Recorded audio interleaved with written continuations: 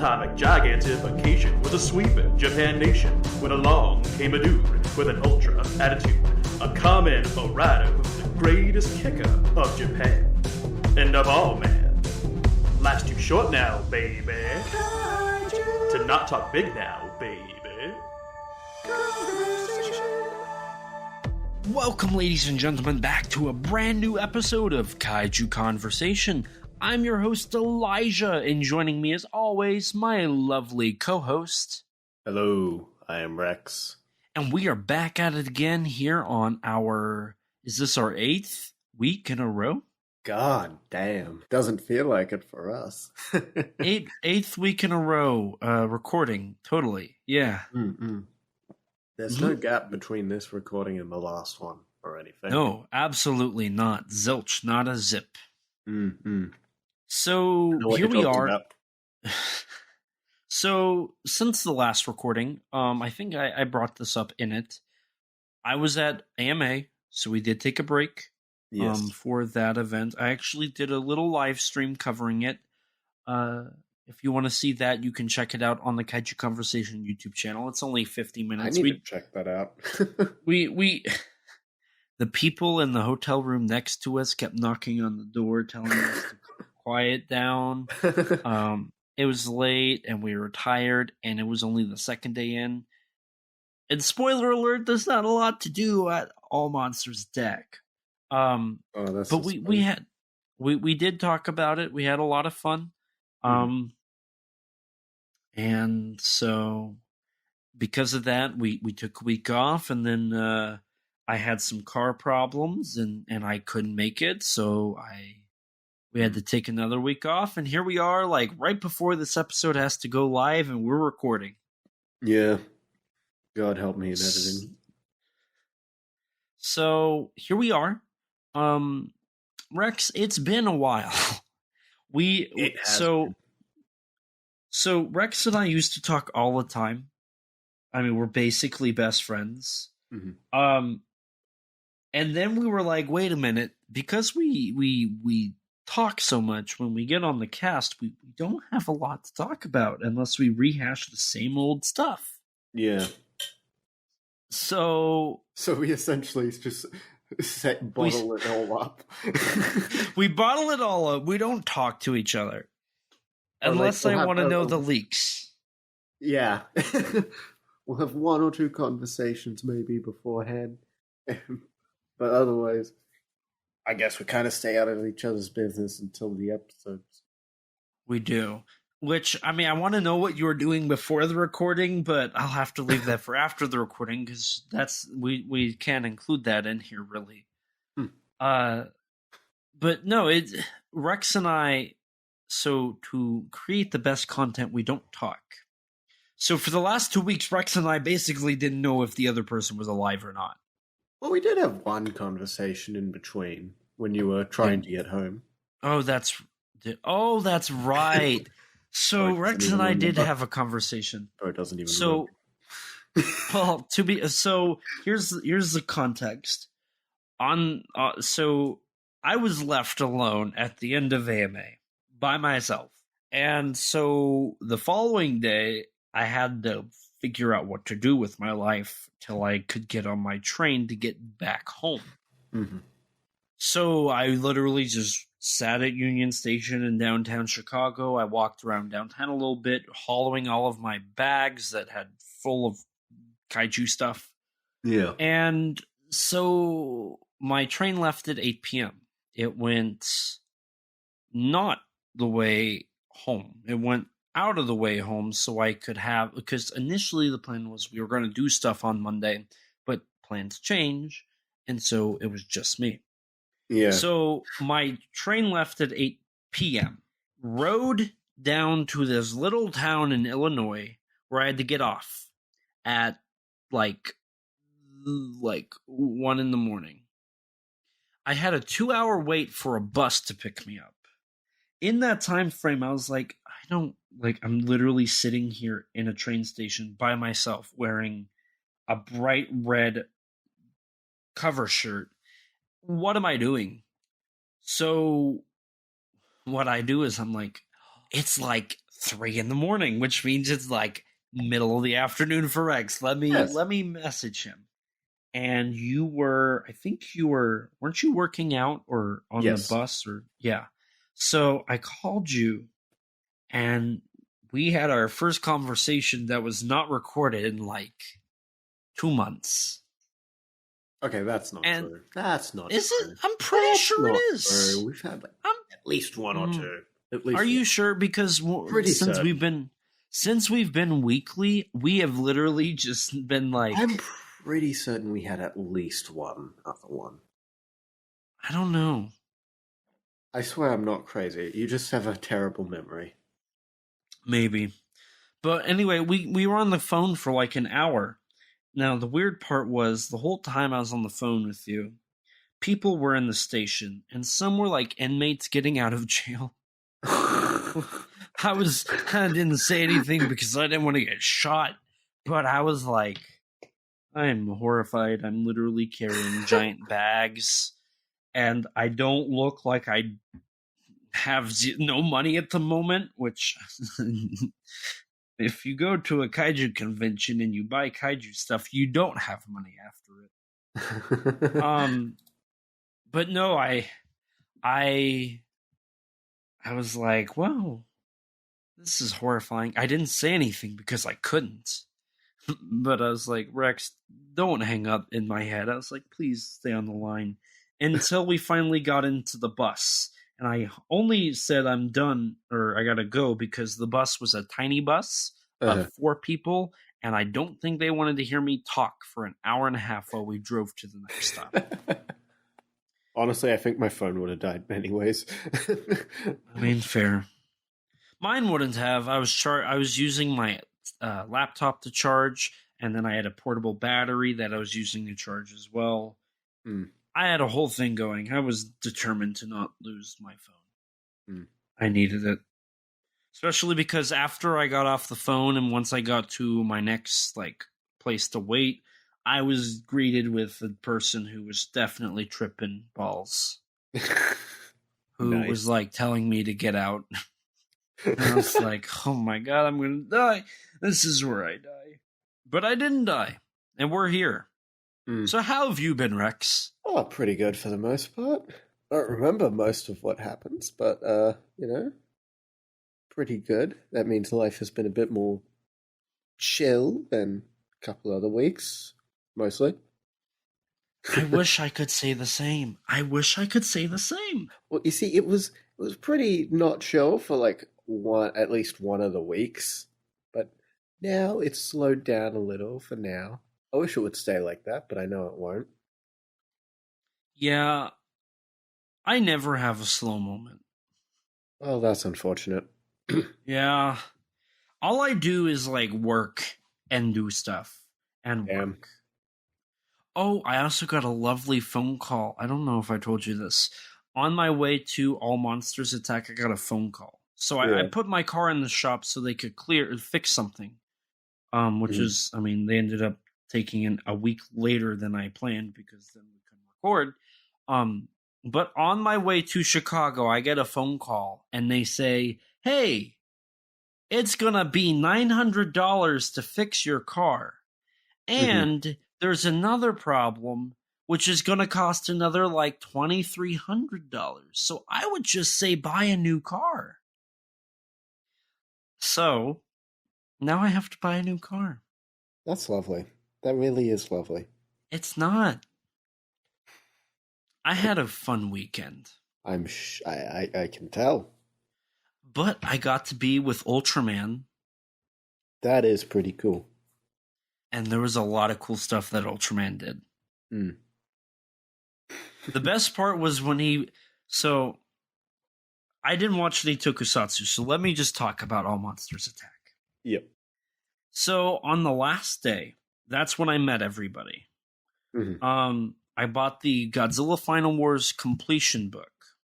Yeah. And my plan is to have every cast member and crew member I can sign it. I got 4 suit actors' signatures. The suit actor for Rodan Manila, the suit actor for Kaiser Ghidorah, Ebera, and Anguirus. Kitagawa, who played Godzilla, and the suit actor for Hedorah. And oh god, now I have to look. You got Editing four time. good actors. That's all that matters. I got 4 of the suit actors. I got Masaki Daimon, who is the star of Godzilla vs. Mechagodzilla. And then I got Ben Furuya. He was my last signature that I was going to get. And I had bought some stuff and whatnot. There's still one thing I haven't shown off because I'm waiting to get it like looking nice before I show it off because it's actually podcast related. Which I'm excited for you to see it because I bought it based off of the sentimental value it has to me in the podcast, and I think you'll be able to relate to that. So once I can get it, I actually had to send it home with Michael because I didn't want it damaged going home with me. So it's going to be shipped to me soon. Furuya-san, he did these drawings. He drew Ultraman, and you could buy those for $160. Pretty His funny. Signature was $40. Well, I bought his signature, and I went up, and I was going to buy his art too, but then I found out that was with the signature. I said I'll buy that, and the person who was his handler, in air quotes, misunderstood me and thought I was going to buy both the signature and photo op and the signature photo op and art. So I ended up paying $200 for Ben Furuya. A lot of money, but it all worked out because here's what happened. So Danny Damana of the Godzilla Novelization Project, he went with me. He was my photographer to take photos while everything went down. Yeah. So I bought it all. Furuya was actually eating a banana, and like we were gonna go, but he was eating. I was like, and we were like, we'll wait. Like, eat. You've been busy. Like, we'll wait. And I don't know if it was because of that or the fact that he knew that I spent $200, or the fact that I'm gonna bring up here in a little bit. But so when we got to his table, Danny's taking photos and recording and whatnot. And Furuya tells his translator to tell me to pick another picture. He wants to sign. So he's going to sign one, sign the art, and then sign another one for free. So another signature for free. And then he tells her to tell Danny to pick one because he's going to sign one for him as well. Oh, damn. And, you know, he personalized it to Elijah, to Danny, Ultraman in Japanese kanji, and then his signature and dated. And then he takes a photo with me without the schwa, just us standing together. And what was funny was he was wearing a pink suit, and white dress pants, and I was wearing a pink overshirt with white shorts. So we were matching visually, unintentionally. Of course you were. Which was really cool because, like, the photo looks amazing. So we took a photo, then he pulled Danny in to take a photo, and then he pushed Danny away and had me do the schwa, the specimen ray pose. And he, like, made sure, with anybody he does that with, he, like, makes sure that everybody is proper because he wants it to be 100%. Yeah. So we do the specimen ray. Then he pulls Danny in to do it as well. He fixes Danny's pose, and then we do one together. And at that point, like, the photo op's done, right? Like, oh, we also did a normal one. So Danny and I did a normal with him. I did a normal photo with him, and then we did the specimen ray, just Furuya-san and I, and then Danny, Furuya-san, and me. We got our signatures. At that point, like, he should be done, right? Like, yeah. The $200 was spent and done. But Furuya-san then puts his hand on my shoulder, and, like, I'm basically cornered now. his translator's there. He's there holding my shoulder. And he's looking at me. And he's speaking Japanese. And I'm trying to see if I can understand anything he's saying, but I really can't. But his translator is like, Furuya-san wants to ask a question, and he apologizes, but he wants to know how old you are. Mm-hmm. And he deeply apologizes for asking such a personal question, because in Japan, in Japanese culture, you don't ask a stranger, how old are you? Like that is seen as improper. But he was really interested. And I'm like horrified, like I'm shaking, because I'm like, this is Ultraman's right here. And I can't move. Oh my God. What's going on? So I tell him the wrong age. Like, I don't even think about it. I just say, like, I tell him I'm a year older than I actually am. Granted, my birthday's like a month and a half away, but I still tell him the wrong age. So I tell him the age. And then he says, why is somebody as young as you interested in Ultraman?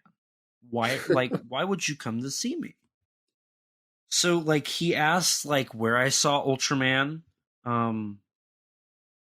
why I liked it, what it meant to me, and he was just, like, he wasn't even done talking to me, but his handlers had to pull him away for a photo op. Uh-huh. But he just wanted to know why, like, I think personally, I could be wrong. I don't know. But I think he wanted to know why somebody so young would spend $200 on his artwork to get his signature of him with the Ultraman suit and his signature. Like, why is this kid so fascinated and interested in me to spend $200 to just get a photo and my signatures? At least that's what I think. But the whole time I was like, it was so weird. Like, I had never. It was the first time that somebody of that, like, magnitude of awesomeness, like, interacted with me. I mean, Danny has stories about Takarada. Yeah. And I have a cool story about Don Fry. Mm-hmm. But it was the fact that, like, Ben Furuya is, to me, like, on the same level as Akira Takarada. Mm-hmm. I mean, he's Ultraman. Like, there is nobody else. He is Ultraman. The fact that Shin Hayata's actor and Ben Furuya both share the mantle of Ultraman, like, in real life, like, people recognize both of them for that character, that speaks volume, because no other suit actor of the Ultras really has that. Yeah. Oh, yeah. So it was great. It was so weird. And then he was at the end. He was like, "I hope to come back, and I hope to see you again." And I was like, "Oh my God!" Now, whenever I find out that he's, like, coming to something, I need to try and go. Maybe he'll remember me. Maybe he won't. I don't know. Yes, maybe you'll be lucky. It was so surreal. That Furuya, like, took 10 minutes, and if it was going to be more, out of his day to, like, learn why I'm there. So I had a great time at All Monsters Attack, and I honestly think that is, like, the biggest thing ever. If you look at the photos, I'm like, the smile on my face is so big and so powerful that you're like, oh my God, this dude's, like, in heaven right now. So, yeah, that was All Monsters Attack. I also started the movie Versus with my best friend. Oh, yeah? I don't think we're going to finish it. Oh. So, yeah. We got through the first actual fight. And he was tired, and I was like, do you want me to just stop it? And he said, no, let's pause it. I want to finish it. I'm interested. But the likelihood of us picking it up ever is slim to none. Like, he started the Fast and the Furious movies with me, and we've watched 3 of them, and we haven't touched it in like 6 months. Mm-hmm. So I don't see us ever touching Versus again. Damn. Plus, I have like 100,000 things I need to do, and I work 60 hours a week. So, it is what it is. Damn. My hope is he almost also agreed to go see because Shin Kamen Rider's coming out. He almost agreed to go see Shin Kamen Rider, but I think he's not interested. So another loss. He was supposed to go see the Godzilla movies in theaters with me, but both times he canceled. So that's unfortunate. Yeah, my hope is Final Wars comes to theaters and he'll go watch that, because I feel like that'd be a fun first Godzilla movie. I would be so annoyed if Final Wars came to American theaters. I'm gonna be so annoyed. Yeah, I know, but that's why I'm better.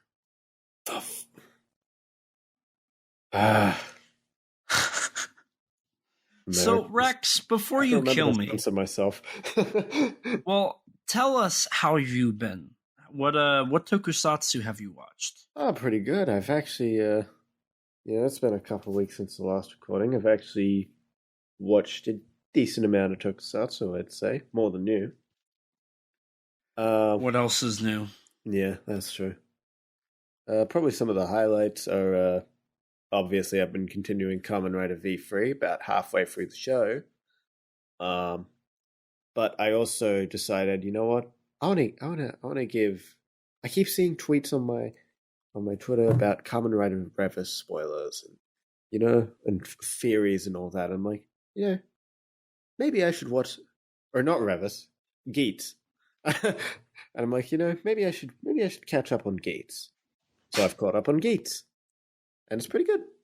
Is it better than Revis? I mean, I only saw like 3 or 4 episodes of Revis, and I thought they were fine, minus the CG. Gotcha. So yeah, I don't really have too much of an opinion on Revis. I hear the start of the show is pretty good, but then later on it goes a bit. But again, haven't seen that, so I can't really say much on it. Gotcha. Outside of that, though, I watched a Takeshi Miike film. Which one? The Happiness of the Katakuris. That was one of his earlier films, was it not? From 2001. Okay. So it's like after Audition and around the same time as Ichi. Okay, so it was right before he really became the Miike we all know. Yeah, roughly. It's definitely a Miike movie.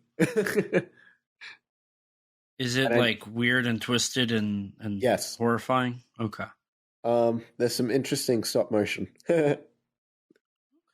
It's pretty funny though. It's like a horror. It's like a horror comedy musical. I mean, I say horror. Horror is probably like the lightest element of it, honestly. It's just I see it on a lot of like J horror lists. It's not really a focus of the movie. Mm-hmm. It's it's just got some of the subject matter is a bit dark, Okay.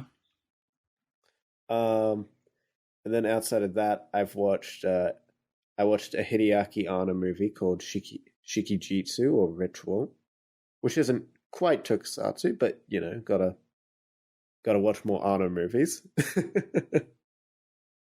Maybe you disagree on that point, but I do disagree.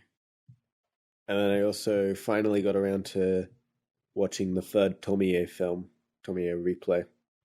That was okay. Was that the one that Shimizu directed? No, that's the next one. Okay, I knew it was like the second or third or fourth film. Yeah. Okay. So, okay. And there was one other movie I watched, Well, I think you know what it is. So, actually, I did watch Tokusatsu, I think. Mm-hmm. And it was the Ultra Common Zilla Evangelion Power Rangers spoof? Can you explain to me? Because I'm gonna be honest. When I watched the clip that I watched, I was really surprised by what I saw. I saw Shin Godzilla should become a Transformer. I was not expecting that. And then I saw Megazord in Tokusatsu effects, and I wasn't expecting that. And what, a Megazord in Tokusatsu effects? You weren't expecting that? No, not from a Shin Godzilla Ultraman Kamen Rider. So for those who don't know, I don't even know. The Shin Japan, following the release of Shin Ultraman, the Shin Japan Heroes universe, sort of like marketing brand thing, came about, and it's just mostly been merchandise as an amusement park in Japan and all that. And it's the culmination of Shin Godzilla, Shin Ultraman, Shin Evangelion, and Shin Kamen Rider. Right. Yeah. And so like I want to say like a month or so back, there was like a little promotional video that was like CG of like the four heroes. Shin Godzilla's a hero now. The four heroes are fighting some evil blob monster thing. We still don't know what that is. And so now we've got like a continuation of that where they all transform into a giant Megazord. Quite literally, it starts with Shin Godzilla like croaking over.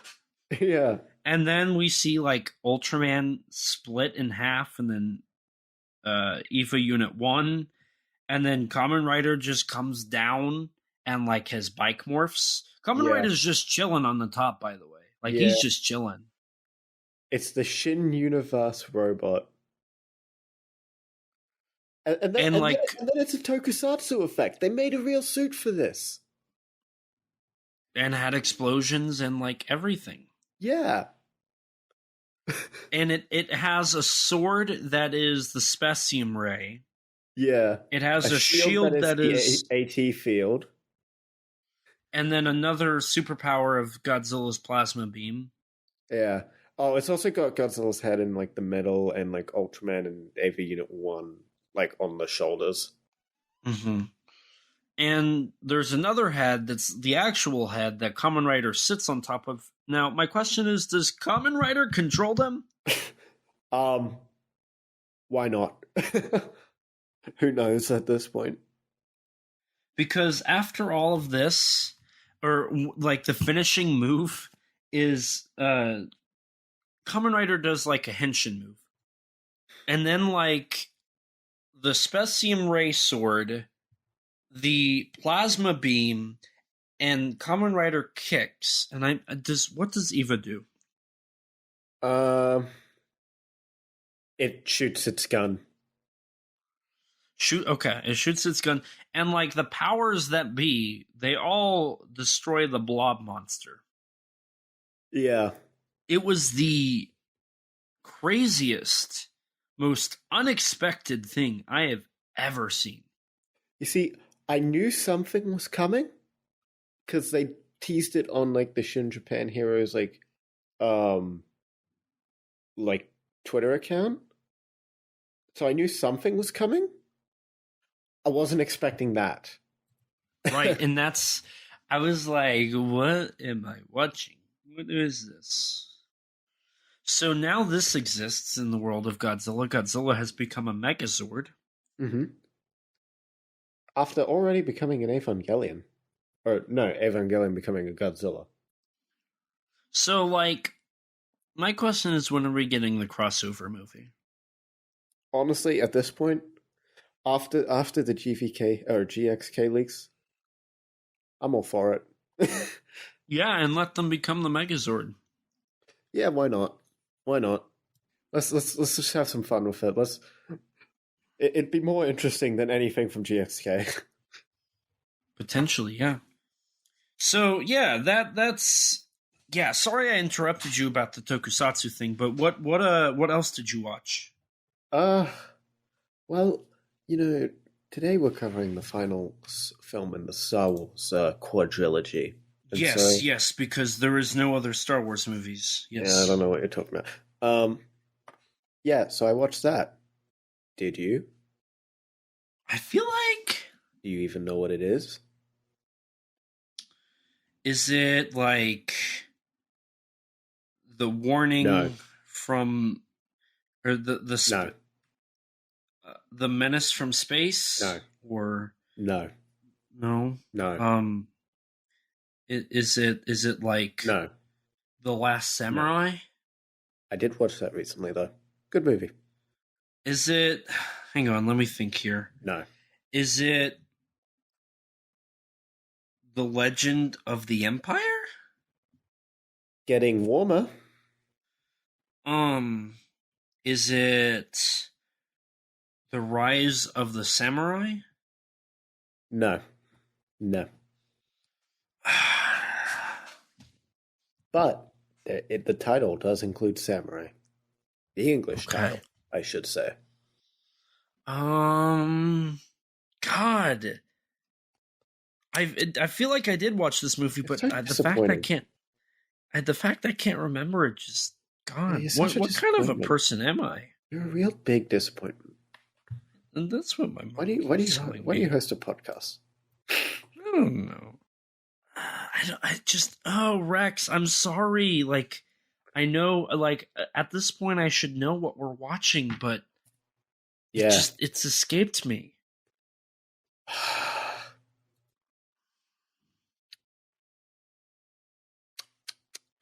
Well, can you give me 8 chances? No. Damn. No. The spit is going to be the death of me, I swear. But at least we'll both be numb. And you'll always get the best of me, but the worst is yet to come. But at least we'll both be beautiful and stay forever young. This I know. Yeah. Rex, I know. I didn't get that reference. It's a Can't Feel My Face by The Weeknd. I'm a huge Weeknd fan, by the way. I've never established that on the podcast, but I love The Weeknd. And I just saw the opportunity with It'll Be the Death of Me. So today we're covering Kinji Fukusaku's The Legend of 8 Samurai. Oh, that's right! Mm-hmm. See, I knew there was something about of the and samurai and legend and yeah. Okay. Yeah, the fourth Star Wars movie. Yeah. That has the same, more or less the same sort of plot as the last one. It's okay, all the Star Wars movies have the same plots. Have you noticed? No, War in Space seemed pretty different from Hidden Fortress especially. Well, there's always that one outlier. So, Rex, how do you want to do this one? We've been starting with production on a lot of these. Do you want to keep up the trend, or do you want to talk about the movie first? What would you like to do? Well, for the sake of consistency, I think it would be appropriate. We're not going to do a Rian Johnson or a J.J. Abrams and completely like change the formula and then go back randomly for no reason. That'd be stupid. Yeah, we're not going to retcon and bring back characters that were erased in the past film. Mm-hmm. Mm-hmm. And we're not going to cast people that can't act either. I mean, I'm starting to notice that we're doing a lot of something in this episode. Specifically you. It's almost like I don't like a certain... I'm mostly neutral here. Mostly. It's almost like I don't like a certain trilogy of a franchise that has 3 trilogies, plus some prequels that everybody doesn't think about, minus the one good one that Disney made. Yeah, man. The MonsterVerse Godzilla trilogy was really disappointing. Real talk, though, Gareth Edwards made the best Star Wars movie from Disney. Yeah. So, I feel like we could just talk about... We could refer back to Message from Space momentarily here. Yeah. Because the development of this film kind of starts with Message from Space, which is very interesting. So Message from Space was an adaptation of... Satomi Hakenden. Which, if you want to know more about that, go listen to our Message from Space episode. Mm-hmm. Well, let's see, that was in 1978, correct? Message from Space, yeah. Yes. So 5 years later, Kenji Fukusaku basically does the same movie again, but this time he didn't want to rehash it, partially because he didn't want to do... he was heavily inspired by the 1954 through 1958 Toei show, adapting the Satomi Hakenden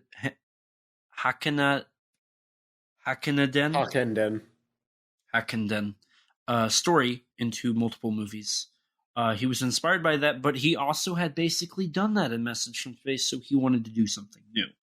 Mm-hmm. He decided to adapt Shin Satomi Hakenden. Yeah, let's go with that pronunciation. Okay, I mean, mine's not 100% accurate, but whatever. Yeah. So it was based off of a reimagining of the original story by writer Toshio Kamada, who essentially tried to reduce the story because it was a serial novel. It ran for decades. Mm-hmm. So adapting that whole story would basically be impossible for him. Yeah. I mean, so interesting thing I learned not long before recording, actually, when I was doing some last-minute additional research, was that with the original run of Satomi Hakenden, the author actually went blind near the end of its run and had to get his daughter, I believe, to help him finish it. Yeah. I read about that too back when I was researching for Message from Space. That was pretty interesting. So Fukusaku did this movie based off of this. But what's interesting is Fukusaku initially wasn't his idea. Mm-hmm. This wasn't a plan by Fukusaku to remake the same story that Message from Space was. Mm-hmm. This was all birthed from the producer, actually. Yeah, Haruki Kadakawa. Who, as the name may suggest, is the founder of Kadakawa, mm-hmm. who later would go on to purchase Daiei, the mm-hmm. owners of Daimajin, Yokai, the Yokai monster movies, to be specific. They don't own the Yokai, and Gamera. Yeah. And would later be parodied in a Godzilla movie. Hiroki Kadakawa also produced Virus, another Kenji Fukusaku film. Yeah. Ninja Wars. He was an actor in Samurai Reincarnation and Virus.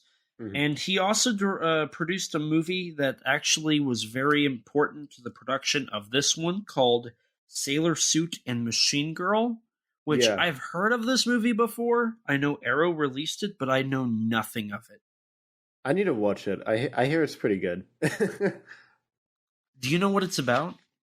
Not really. I'm assuming it's sort of like just a part of that whole delinquent schoolgirl craze, like where things like Sukeban Deka and Asuka Gumi which those were all a part of.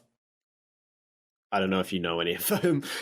I don't. Do Do you want to? So, can you explain that a little bit? Because I'm curious. So, like, Sukeban Deka and Asuka Gumi. Asuka Gumi actually stars Megumi Odaka from the Heisei Godzilla series. Really, I've yeah. heard of Sukeban Deka.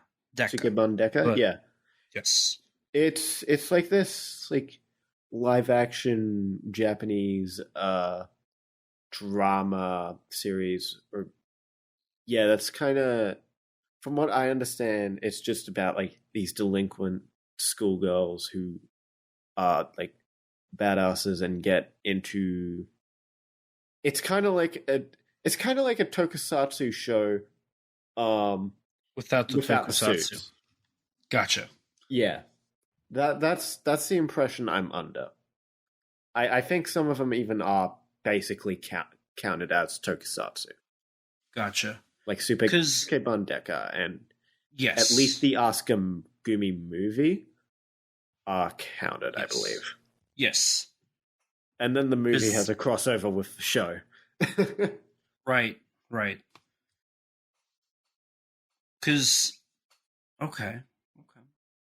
I don't know So- too much about them. It's kind of something that I know exists. I want to check them out. I want to see Asuka Gumi because that one seems pretty interesting to me. Mhm. But yeah. See, I'm pretty sure Machine Girl is probably like inspired by that wave.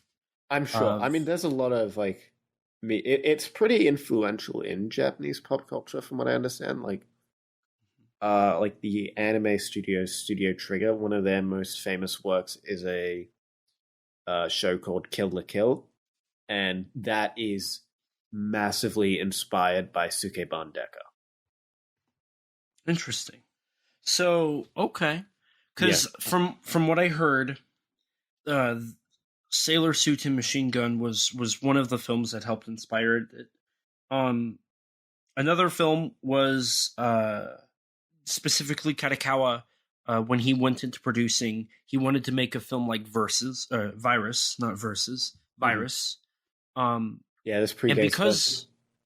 yeah, and Virus did so well that Legend of the Eight Samurai was another film that was kind of a dream of his that he wanted to do. Mhm.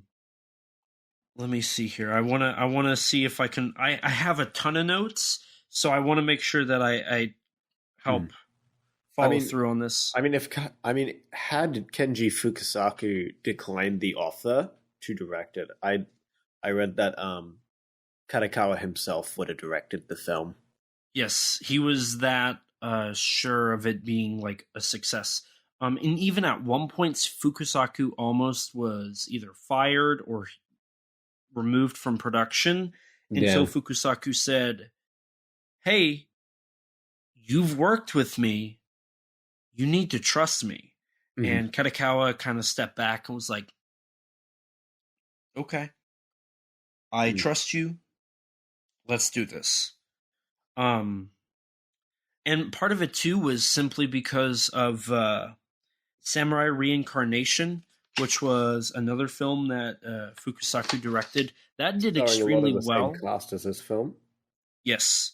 You can actually see a lot of bleed over from all the titles we've mentioned: Message from Space, Samurai Reincarnation, Virus, and Sailor Suit and Machine Gun. I mean, a lot of these films kind of had a cast primarily made up of the Japan Action Club. Right, and Fukusaku only wanted Hiroyuki Sanada. Sanada originally, yeah. But eventually he realized like he had to cast more. I mean, He wanted someone like Sonny Chiba, so what did he do? He casted Sonny Chiba. yeah. And initially the script was actually done in 1981. Yeah, They had a script done in 1981, but there was three completed during drafts. the filming of Sailor Suit. Yes. There was 3 drafts of the screenplay, and that's what took a while. The screenplay, which was done by the writer of Shin Satomi, he was told to be inspired and look at films such as Raiders of the Lost Ark, Star Wars, Flash Gordon, and American Graffiti. Yeah. So this was right after the film had finished, or the script was done, because Flash Gordon was released in 1981. So considering it was, it probably took it a while to be released in Japan, I guarantee it was shortly after that script that the development of the screenplay started. And Fukusaku ended up working with Kamada to co-write the script. So this film basically had a production process of 4 years, which is a really long time for a Japanese film when you consider that a lot of Japanese films kind of made in about 6 months. If not less. 6 to 12 months, I'd say, usually. Sure. Shin Godzilla, I think, was the first script was done. Yeah. Talk started in 2013. The first draft was done in 2014. So about 3 years. Shin Kamen Rider, I think, was about 4, I want to say. Depends. I don't exactly remember when talk started. Right. So, I mean, especially, for a film of its type, I was kind of surprised that they spent so long developing it. But also, like, when you think about it, and like you do the research here, everybody that was like a producer or like hands-on, like creatively on this film, they were all high-profile names. Yeah. I mean, I didn't mention a lot of what Hiroyuki Katakawa did, but he's very prolific in anime. I mean, he was very prolific until he got arrested. Yeah, this is true. The story was iconic. The fact that it had been adapted multiple times prior is clear examples of that. And Kenji Fukusaku had directed 2 of the most expensive films in Japan history. Yeah. Being Message from Space, which at the time was the most expensive Japanese film ever made, and then Virus 2 years later, same ground.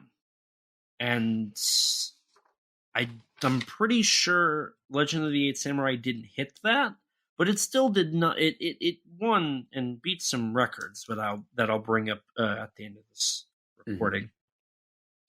Toho actually, so Virus was distributed by Toho. Yeah.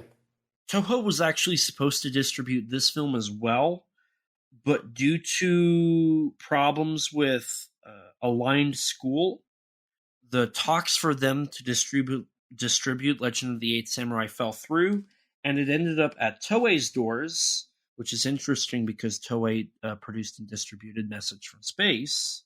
They ended up distributing it, and they released the film on VHS and theaters on the same day.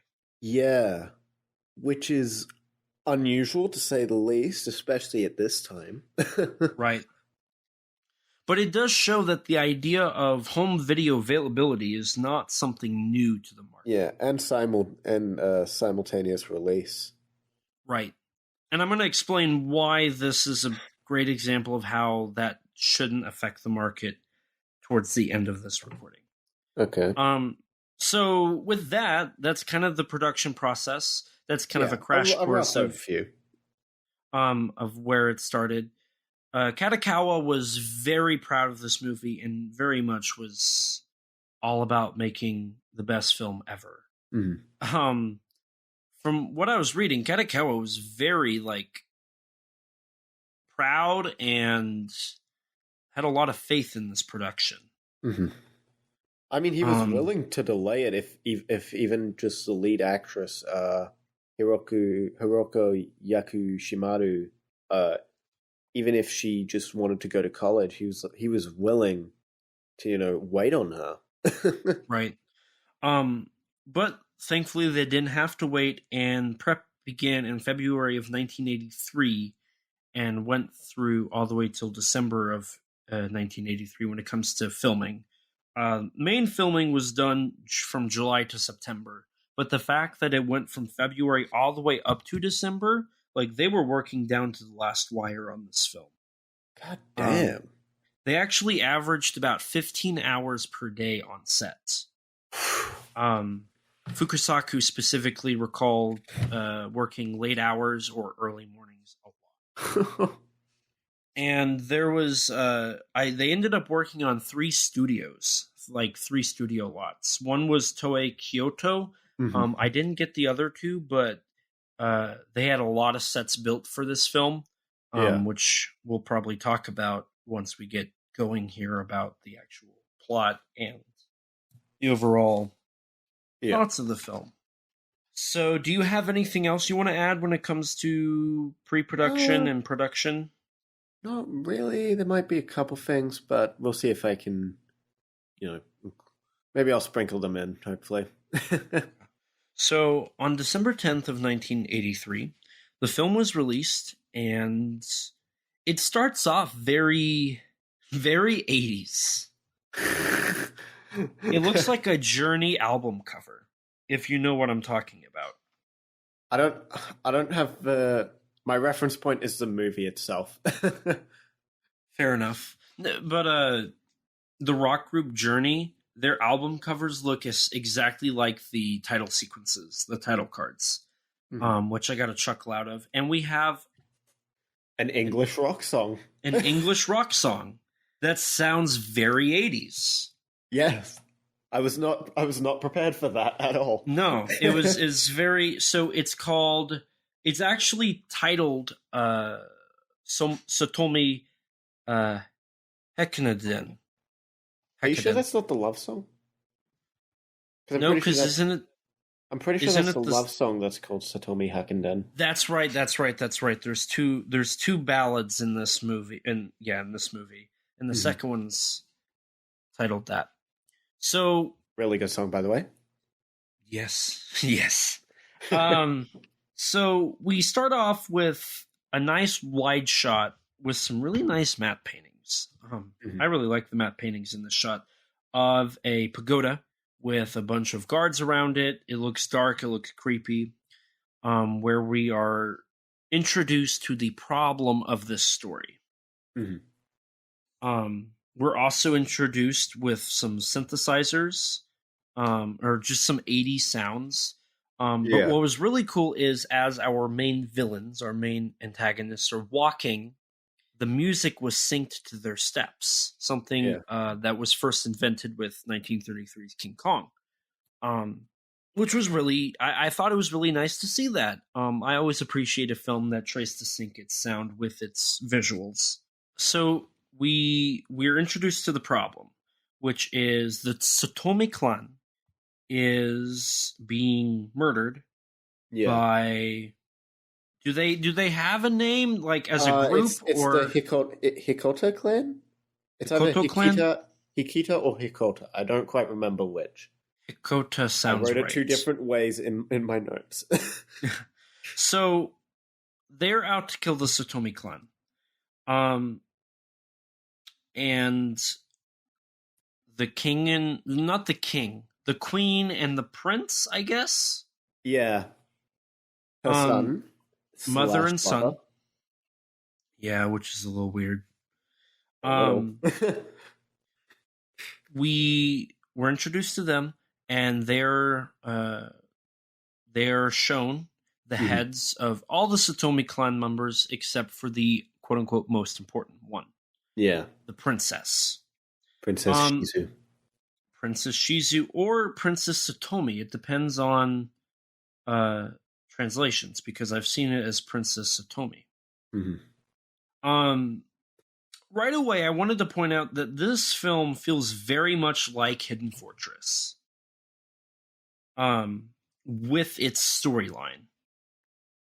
Oh, with the whole princess. Yeah, I did get it. I did get some Hidden Fortress vibes. I mean, to be fair, like Hidden Fortress, Message from Space, and this film have somewhat of a similar-ish premise to an extent. Hidden Fortress being a little not quite having the 8 magical, like 8 prophesized warriors, but just with the whole princess element of it. Right. But so to that, I will say, didn't so maybe I'm a little crazy here, but it kind of feels like Kurosawa was inspired by this story because, I mean, while we didn't see the entire plot of this in Hidden Fortress, Seven Samurai is essentially this story without the princess. I mean, it's possible, but in the same regard, I've heard it been stated that this film isn't very accurate to the original story of Satomi Hakkenden. Right, because it was based off of it's more closer to Seven Samurai, the Kurosawa film. Right. In that sort of structure. So you could at least establish that this is definitely inspired by Kurosawa. Yeah. Which is quite... I didn't realize that until, watching Hidden Fortress and then closely following that, watching Legend of the Eight Samurai, because it is very interesting to see that the films we've picked all kind of have, I mean, War in Space being the outlier, but all of them kind of having a similar concept, a similar idea.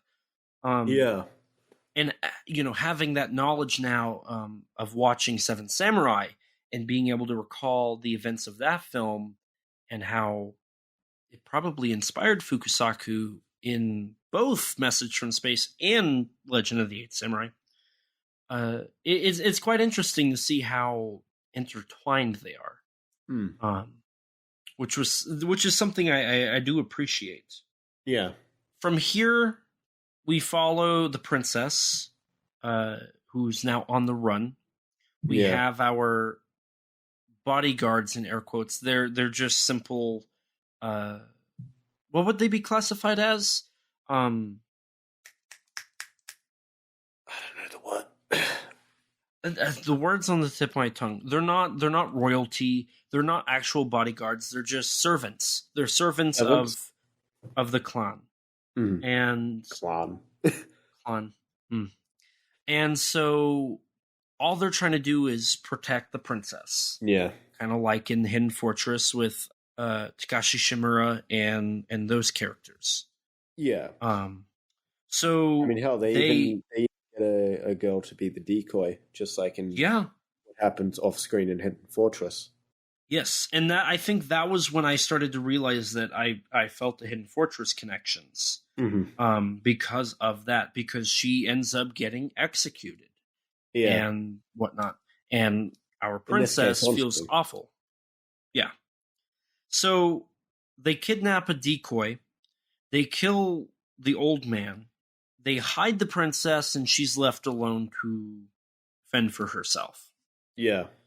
Then we go back to our main antagonist, Motofuji, the prince, and I'm trying to remember the mother's name. It's like Tamazu, and Motofuji. Sounds about right. And they're about to kill the princess in air quotes when there's also Tamazusa. Yeah, that's what I've got written. Okay, we forgot to establish there's a demon god. Yeah. That reminds me of what was it? There's I want to say it's in the Great Yokai War. I haven't seen it. Oh. Well, I'm pretty sure it's that film where there's like this. No, it's Onmeyuji. That's right. In Onmeyuji, there's if I recall correctly, because we covered Onmeyuji, there is this like demon that's trapped in a statue that needs blood. Do you remember that? Ashura, not on Miyuji. Did we? Oh, that's right. Oh God. Did Ashura have that? No. A little bit, right? It was the love interest who was. That's right. That's right. But so if I recall correctly, Onmeyuji does have that. Okay. And so, like, and I read some linear notes on Legend of Eight Samurai, and they actually brought up on Miyuji as a film that was inspired by Legend of Eight Samurai. So I thought that was kind of a cool little connection as well. And as they're about to sacrifice the princess, in air quotes, the demon god, the Majin, I guess, gets very angry. Yeah. And a witch that kind of reminds me of the old lady from Message from Space. Yeah. Yes. I thought they were going to do that whole plot again, and I was like, oh no. Thankfully not. Yeah, this time she's a part of the evil clan, and they don't kill her. She's actually, it kind of feels like she knows what's going on more than anybody else, to be honest. She's like, no, stop. That's not the princess. The god is angry. And then they immediately start searching for the actual princess. Yeah. This is where we're introduced to Hiroyuki Sanada. As a young kid. So I watched this movie. This was my second time watching it, so this wasn't my first time. But when I first watched it, it was like pretty shortly after I'd seen Ring. Yeah. So I saw Hiroyuki Sanada as like this young kid, and it like freaked me out.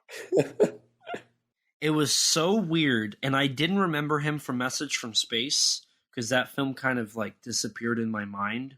Yeah. But it was like, God, he would have been only like 17 or 18 during Message from Space's filming. So that means he was in his early 20s. Yeah, he was in his early 20s for this film. Which is a little weird because I'm pretty sure the girl is supposed to be like 16 in the movie. But I don't think the actress was. There's definitely a little bit of a Romeo and Juliet inspired story with them. But they don't have the Romeo and Juliet ending, which is, I think, nice. Mm-hmm. So he comes back from war. He's apparently a samurai, and he finds out that the person that raised him died alone. Yeah. His character is kind of interesting because he kind of bounces from he's chaotic good, I think is what he would classify as chaotic good. Yeah. I mean, the film's, he starts the film as a pretty immoral character, all things considered. He comes back to the village he was from and requests them to bring out girls. Yeah, he's a brash kid, to say the least. And then he's kind of hit with reality that, hey, you're the only person you know as a parent died. And this is when he stumbles upon the princess who looks like a boy. Gives the princess, who he thinks is a boy, food. And only as she's walking away does he realize, wait a minute, that bottom is not a boy. Again, Sanada's character, Shinpei. Yeah. Is a little brash, as Rex put it. So he immediately chases her and is interrupted by the man, the myth, the legend, Sonichiba and his sidekick. Yeah. I find it interesting because while watching this film, I tried to figure out what characters from Message from Space these characters were. And it feels like Message from Space is the what's his name? He was a part of the people from the planet that got the walnut last. He kind of, Sonny Chiba's character reminded me of him mostly in this film. What, the Uraku? Uraku, yes. That's kind of who I felt like he was in this film. Yeah, kind of. He kind of has a similar-ish role, minus the betrayal. Right, he doesn't have the betrayal, but he has the part where, like, he knows the story, he knows how it goes, he's protecting the princess, like, that's his duty. Yeah. And then his side character, I still don't know. Like, the thing about it is, in Message from Space, 3 of the 8 characters are like young, immature space hooligans. I feel like Message from Space does a better job at like making all its characters at least stand out from one another. Of like Yes. the eight legendary Chosen warriors ones. or whatever. Yeah, chosen ones. Right, This because film, I feel like there's a few that stand out, but some are really underdeveloped. Like some of them are just, it barely feels like they're even given it much of an introduction. right, and the Sonny Chiba's side character Yeah. definitely Chiba's feels name like is Dosetsu. Meanwhile, his side guy is Daikaku, and Daikaku is kind of just there. honestly, out of all of them, he feels like the one that I remember the least. I feel like it's the last two that are introduced that I remember the least. It's like the little kid and the other guy. It's just because it's a little kid and a very big guy that I remember them the best. Or remember them well. They're the most different visually than the others. I don't know. I thought they were very unmemorable. I mean, fair. So they tell the princess they're here to protect her. They successfully take her away from Shinbei, who yes. then stumbles upon the villains who are looking for the princess. They are closely behind somehow. Plot convenience. Yeah. Where they say... And Hidden Fortress, in a way similar to Hidden Fortress as peasants, Shinbei decides he's going to give the princess over to the Hikito clan? Yeah, that's what... I'm pretty sure that's what they were called. The Hikito clan, yeah. So then the rest of his story till basically the final, or until the middle part of the film, is basically track down the princess for money. I mean, he also kind of disappears from... Yes. He isn't into much of this up until after the halfway point. Which I do like. I like the fact that after this point, he's kind of left to try and catch up. Mm-hmm. Because from this point on, I feel like the story goes faster. Following all of these events, Sonny Chiba's character gives the exposition dump. Yeah. Which I thought was interesting. I really liked the explaining of the story. I enjoyed the scroll and the explanations of why they're in the situations they're in. I'm not a fan of the fact that they established that Sonny Chiba has to die. Because in this he gives the kind of the like, this is why we have to do it. He has a month to live. Yeah. Because his body is slowly falling apart. Which doesn't make a lot of sense because like he's arguably the most trained fighter out of all of them, and he's still like, I mean, I guess he is Sonny Chiba. I don't know. It did feel a little weird. That I'm gonna be honest. It's kind of just, it's mentioned just so that they can so that he can motivate like the princess to agree to him, but like to agree to the whole thing. But honestly, for the rest of the film, I kind of forgot he was dying. Right. It's kind of it's a non-issue. Yes. Like you'd think maybe like, oh, they'd have like a couple scenes of him like maybe coughing or bleeding or whatever. But the film doesn't really dedicate the time to it. Doesn't really have the time in the runtime, I suppose. And this is a very long movie. It's 2 hours and 13 minutes is the English version. Yeah. 2 hours and 13 minutes, which is basically uncut. Yeah. So yeah, it's a very long movie, but there's so much they're trying to establish that I think some stuff does get lost. In the story.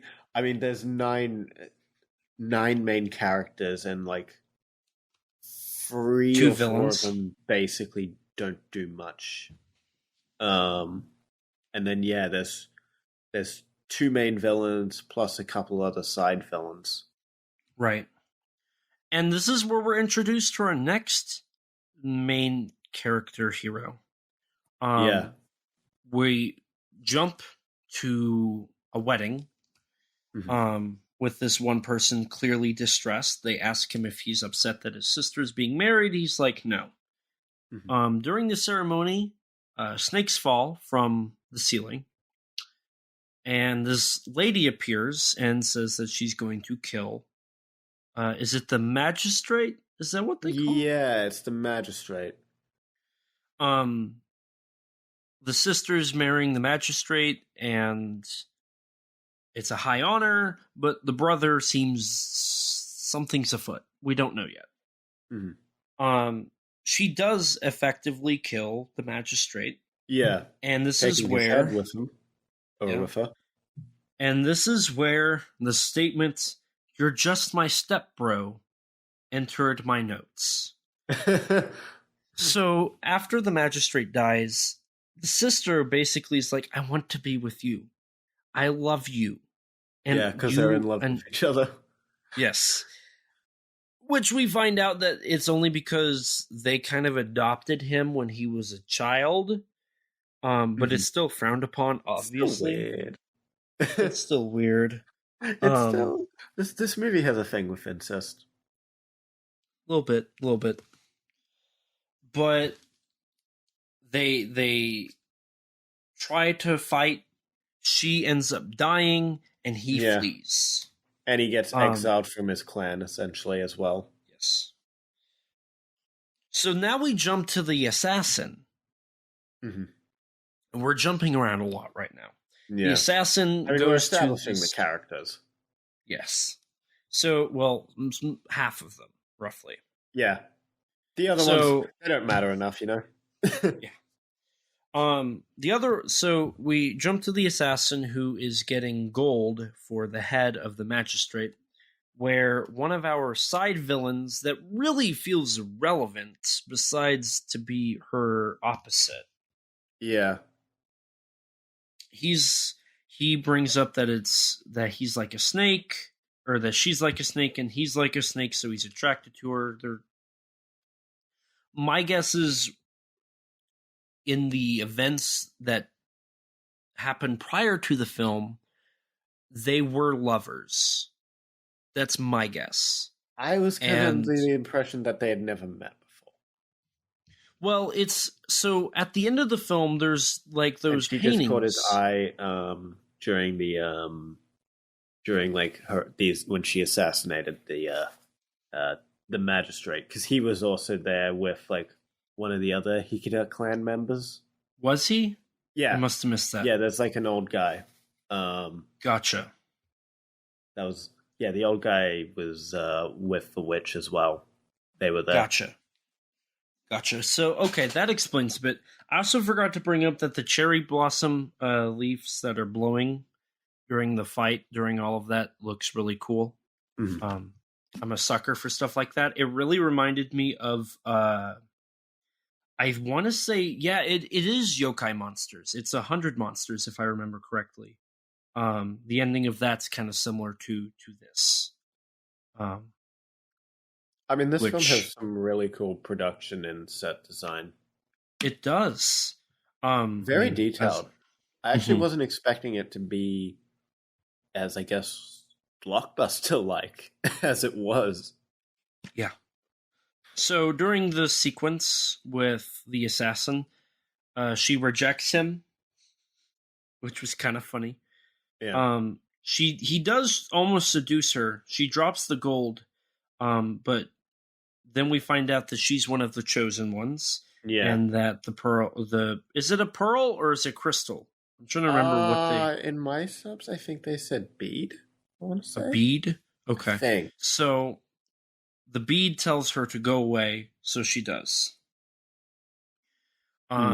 With this, we go back to the villains, in which were shown an example of what you just brought up, like the sets and the details, like the costumes.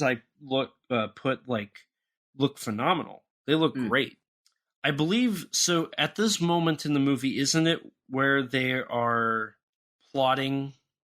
No, this is when they realize that the 8 heroes are going to come together, so they have to find the princess. Correct? I think that happens a little bit before. Well, when they're This is what happens here is Sonata setting up a trap, and then he first sees a vision of Tamazusa, and That's right. runs away from it. because she's like, "Who was your parents? How old are you?" She asks all these personal questions, Yeah, and that will later be paid off. yeah. But don't they? Because they go back to the villains. There's a whole sequence with them like planning out what they're going to do. If I remember right, that happens a little bit earlier, like after Sonny Chiba does his exposition dump, but before, Okay. just before we're introduced to Shino and the assassin. Okay. What's interesting is the assassin ends up running to the shrine where Yeah. Toshino is. They're about to fight when they're interrupted with visitors. And the visitors just so happen to be Princess Satomi, Sonny Chiba, and his side kick. Yeah. So now they're all in the same place. Plot convenience. Yeah. I don't know why they're all in the same place, but they are. It's the power of the beads. Yeah, yeah. It brought them together. Just like Mhm. how Vic Morrow just went into Sonata and Ko's home in Message from Space for some reason. So does that mean that Vic Morrow and the robot are the assassin and the step bro? And then Sonata, I think, is playing the same character. More And or then less. Sonny Chiba is... I mean, maybe Vic Morrow's like the kid. That Babatu's the kid, and Vic Morrow's the No, because guy. Name I don't remember. isn't there... I'm pretty sure there's a kid and a guy that basically are the same characters in both films, if I remember correctly. Or am I wrong? No kid in Message from Space. Hang on. There's Sonata, the pouty dude, Yeah. the Jack. southern chick, the Jack, Sonata, Jack, the girl, the robot, Vic Morrow, Sonny Chiba as a general, the older guy, and I mean, look, it's fair. The characters here are a bit different, to say the least. We're not going to get. I feel like they are kind of a combination a little bit, because like Vic Morrow was in the same situation that the assassin and the step bro were in, but those two are clearly He's also not like kind of like the leader of sorts, a de facto leader, I guess, in a way. right, which is what At least he who feels Sonny like it. Chiba plays in Yeah. this film. So they're in the shrine. It's actually because of Sonny Chiba's sidekick that they're at the shrine, because he grew up there. Mhm. Little do they know that the girl or the woman that raised him is now the witch. In which does this movie become a kaiju movie at this point in time? What, the scene where the witch shows up and just rips off her face to become a giant centipede monster? Yes. So it's not a kaiju, but they do. I believe they refer to her as a yokai. That's right. That's right. It is a yokai, which is really cool. I love Yeah. the fact that we have yokai. I think it was suggested that since like both the villains have died and been revived, I think it's suggested that they are also yokai as well. I think so. I know in one of the subs they call them demons, Mm-hmm. which demons do exist in Japanese culture. Devilman Yeah. taught us that. And then there was also, there is a demon god. There is a Majin. Yeah. And then there's also Oni? Who? I think they are called Oni. I'm pretty sure they are described as Oni. Where did I read that? Where did I see that? I remember seeing and reading that they were Oni, technically. The ones in this film? Yes, Motofuji and his mother were Onis. Oh, and then in the English dub, they're called goblins. Haruki Sanada says, so what you're telling me, I'm paraphrasing a little bit, but he tells his mother, spoiler alert, that he, from what he understands, she just told him that he was the son to goblins. It's kind of funny. But going back here, so we have a giant centipede that ravages this shrine, but this is right following after the princess being attacked by Motofuji's mother. Well, a vision of her. Right. She projects herself to these characters frequently throughout the film. Yeah. So, following this, we have the yokai centipede, which almost beats all of our heroes. Mm-hmm. The only thing that saves them is the fact that their magical beads come together and destroy the beast.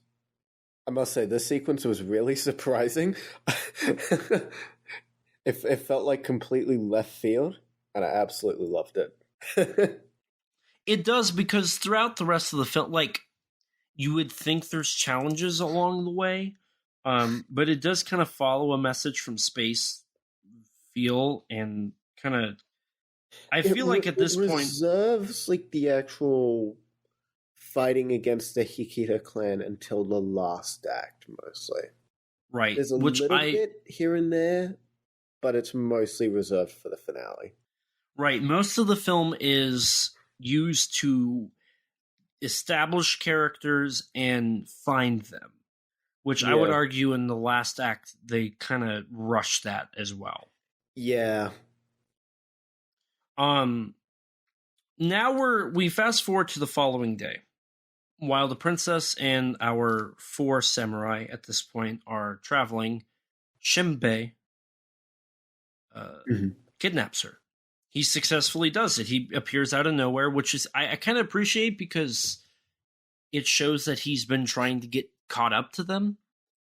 Because it is kind of left field, him showing up out of nowhere, but you would imagine that he's been trying to catch up to them this whole time. Mm-hmm. While trying to kidnap her, he ends up taking her to the village where he grew up. Correct? And discovers it's all been destroyed. By the Not Empire. The Not Empire. During this sequence, the Princess Satomi and Shinbei are watching, and one of the clan members, one of the generals, is knocked off his horse by a bead. They're all, the Hikita clan is like still chasing Satomi, the princess, and come back to this area as well. Right. So they come back and they destroy the village. Everybody's dead, except for 2 children. Except for 2 children, yeah. During this sequence, one of the generals is knocked off of his horse by a magical bead, and he quickly hides it. Following this, we watch as the other clan members end up brutally murdering the children as Shinbei and Princess Satomi watch from the trees. After they leave, they both approach the murder scene, the murder crime scene, I guess. They murder the kids. I don't remember that. I mean, they either trample or they get stabbed. It's one of the two. I will say the children's death felt kind of unemotional. They just kind of are there, dirty. That's probably why I don't remember it for certain. Yeah, so Princess Satomi asks Shinbei to release her so she can wash them, because she didn't appreciate looking at the kids being dirty, dead. She ends up not being able to lift them. He obliges, but he's unable to lift them up. And from here, correct me if I'm wrong, but the 4 samurai end up catching up with Shinbei and Princess Satomi, right? So they get chased by what I presume is the remaining villagers, if I recall correctly. Yes. as well as the the Hikita clan, and then they go into a cave, which they're like, oh, that cave's dangerous. If you go in there, you'll never come out. So they go in there and they end up finding the the other clan Samurai. members. Yeah. Well, not all of them are really samurai. This is true, and I did read that somebody brought up how it's like 2 samurai and some assassin and a hooligan. I mean, it's only the English title that calls it. This is true. Samurai. This is true. So while they're in the cave people come out, and they are about to, I guess, kill everybody until the princess plays the flute. Mm-hmm. And then out of nowhere, these 2 cave people show up with beads. It was kind of rushed and like, oh, we found the other 2. It's obvious Shinbei's going to be the next one. The last one, yeah. And we have the general, so we now know who everybody is. All 8 samurai have been found. So from here, they leave. Shinbei, however, does not have a bead. And so Sonny Chiba's character is like, leave, you're not welcomed. But To be fair, Shinbei he did doesn't. also try to kidnap her. This is true. And he's kind of a hooligan. To put it lightly. Yes. So they start off on the end of their trek. Shinbei following close behind. Sonny Chiba's character sends the sidekick and the stepbro to go take care of him. Mm-hmm. They end up pushing him off of a cliff. Princess Satomi is upset by this, and this kind of actually reminded me a little bit of like the whole like when they try to kill Uroku in Message from Space a little. Yeah, a little bit. Kind of similar location too. Yeah, a little. So again, like the Message from Space characters kind of feel blended here because Uroku is definitely not Shinbei. Mm-hmm. But yeah, this is definitely the Uroku moment for Shinbei. Mm-hmm. So following this, the Hakuda clan takes Shinbei in while our other characters are traveling. Yeah. This is where we find out that Shinbei is the spawn of the queen, the brother of Motofuji. He has a little birthmark on him that shows that they are related. And she basically tries to convince him to turn to the dark side. Yeah. During this whole like monologue, he pulls out the flute, starts playing it. It hurts her, and Motofuji kills Shinbei. I'm pretty sure that's what is established as he's killed in air quotes. And then the doctor of the clan is told to take him away, replace his skin with women's skin so he's fair toned like his brother, and drain his blood and put fresh blood in. Kind of messed up. Oh, yeah, I remember that. Yeah. Because there's a whole subplot about how Motofuji's skin is actually the skin of women. Because he wants to have fine, soft skin. So this is where we're introduced to our 8th hero, the general. What's his name? It's Genpachi. Well, not in Genpachi. Yeah. Who is what Sonny Chiba played in Message from Space. Both characters are basically the same, except Sonny Chiba's character was royalty. A lot cooler. And royalty, yeah. And Sonny Chiba's character was the MVP of the film. Yes, quite literally. Quite literally. Without Sonny Chiba and Message from Space, it would have been a disaster. Yeah. Genpachi takes Shinbei, kills the doctor, rides off, and this is where we cut back to our heroes, our 6 heroes and the princess, in this cave that is very beautifully lit, I might add. It's a beautifully lit cave. With and the fog machine as well, making it look all the more better. Yes. I love fog machines. They make everything look cool. They do. So it's actually like the shrine of the 8 warriors, I guess. There's a cave, or in the cave it's carved out for all 8 heroes. And we never brought up the fact that each hero has like one special superpower. Yeah. Because one's loyalty, one's soft-heartedness, one's... They all have, like, this one thing they're really, like... That is their profession, I guess. That's what they've mastered. Mm-hmm. So they all have their beads up except for the 2 remaining. While they're talking and trying to figure things out, they hear horse hooves. It's Genpachi with Shinpei. Mm-hmm. Genpachi shows that he has one of the beads and whatnot and brought Shinpei back. Yeah. This is where one of the biggest surprises of the film happens, at least to me. Shinpei, I guess, was... What would you call it? Not converted. Like when a ghost goes into you, you become... possessed. I guess he becomes possessed? I think he was more just angry at the fact that they tried to kill him. Also, the love triangle between Shinpei and Princess Satomi is very well established at this point because everybody knows that they love each other. Mm. Well, it's not even really though they've... triangle. It's not a triangle. Yeah, you said it was triangle. When did I say it was a triangle? I didn't say it was a triangle. 5 seconds ago. I did not. Oh my god. I said, and it's a surprise to nobody because everybody knows. You just before that, you said it was a love triangle. With who? There's no know. third person. That's what I was asking. There is no.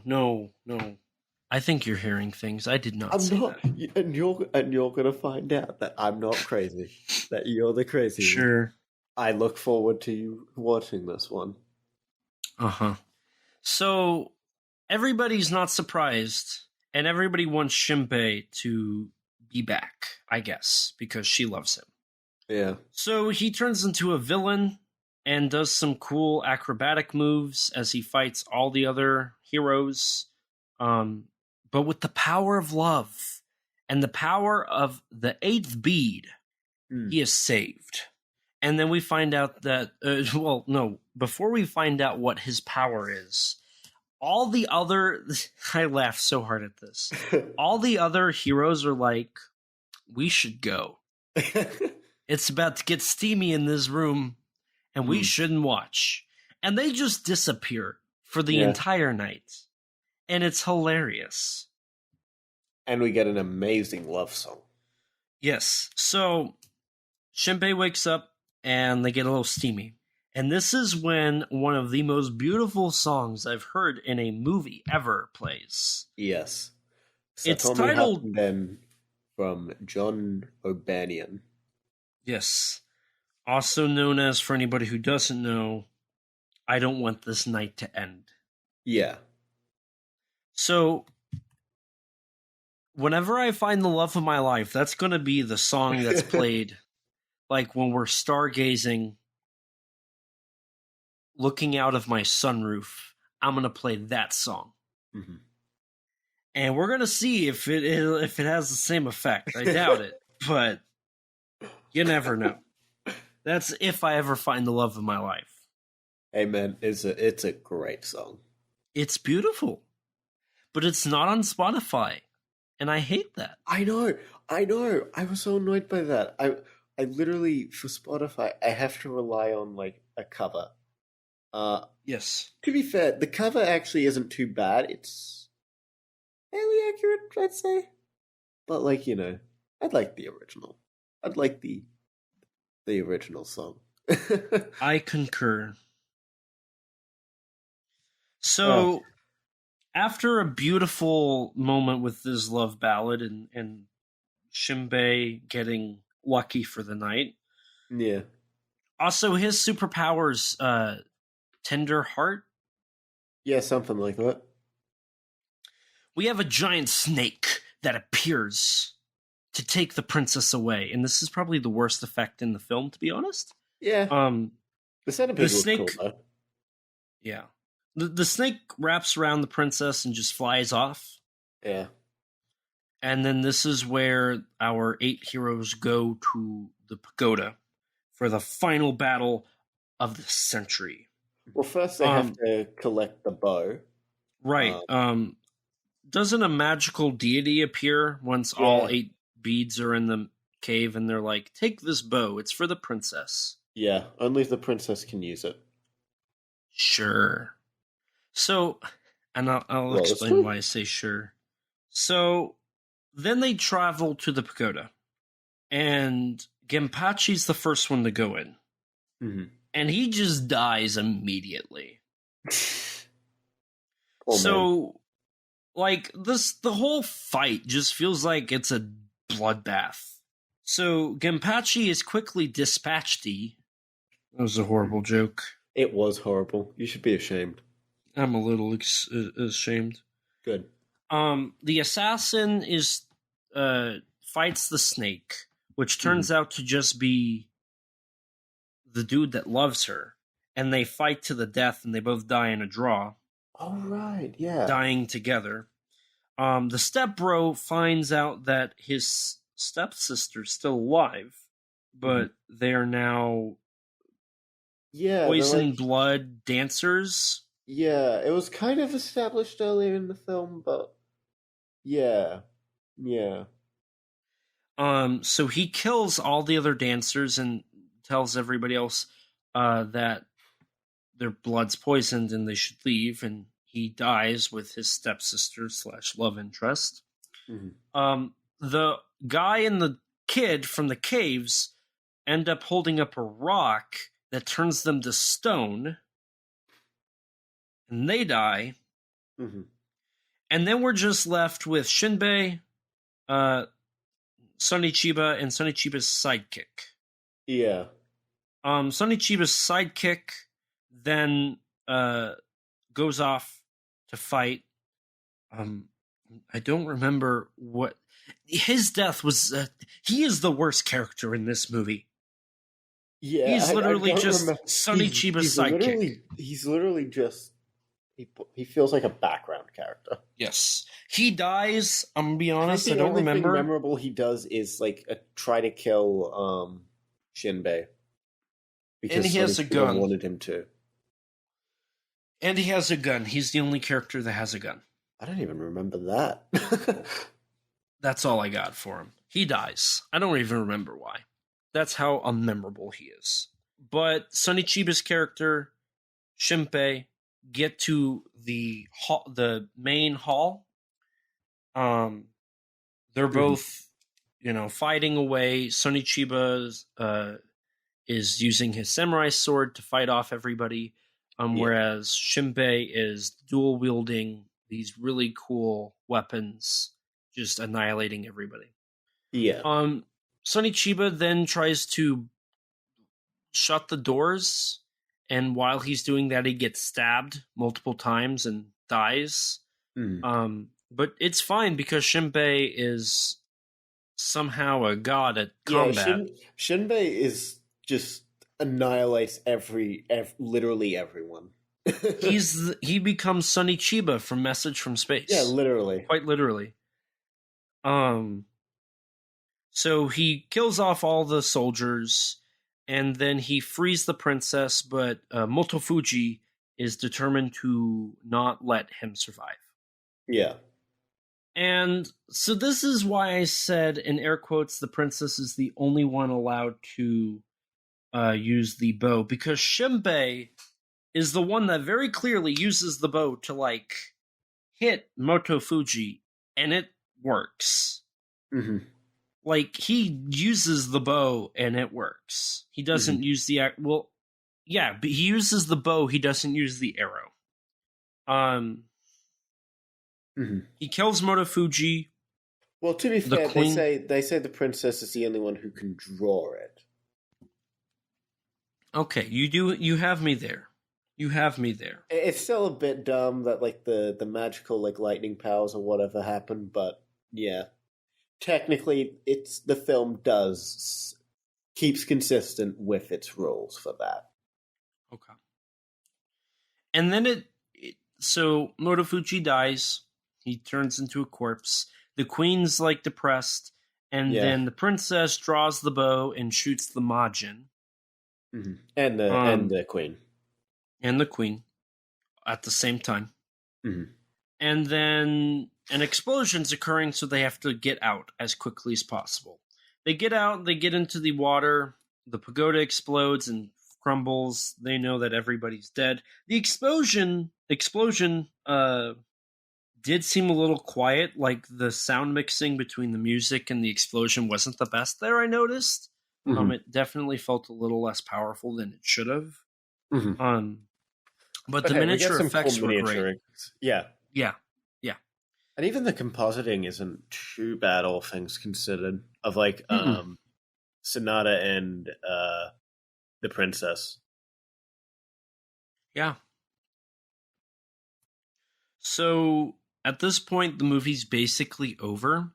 Yeah. We go to the next day, I guess, where Shinpei gives the princess to her uncle.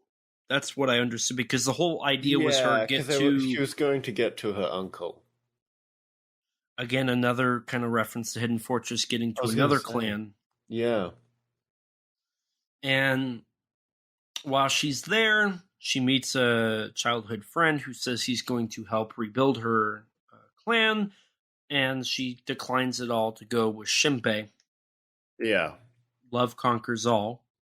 She rides out, finds Shinpei, who's at a burial ground for the 7 samurai. See? Wink, wink. Where he's like, no, go back. And the spirits of all 7 samurai are like, just go. Do it. If you guys fall in love and stay together, we will live on. Yeah. Which was kind of funny.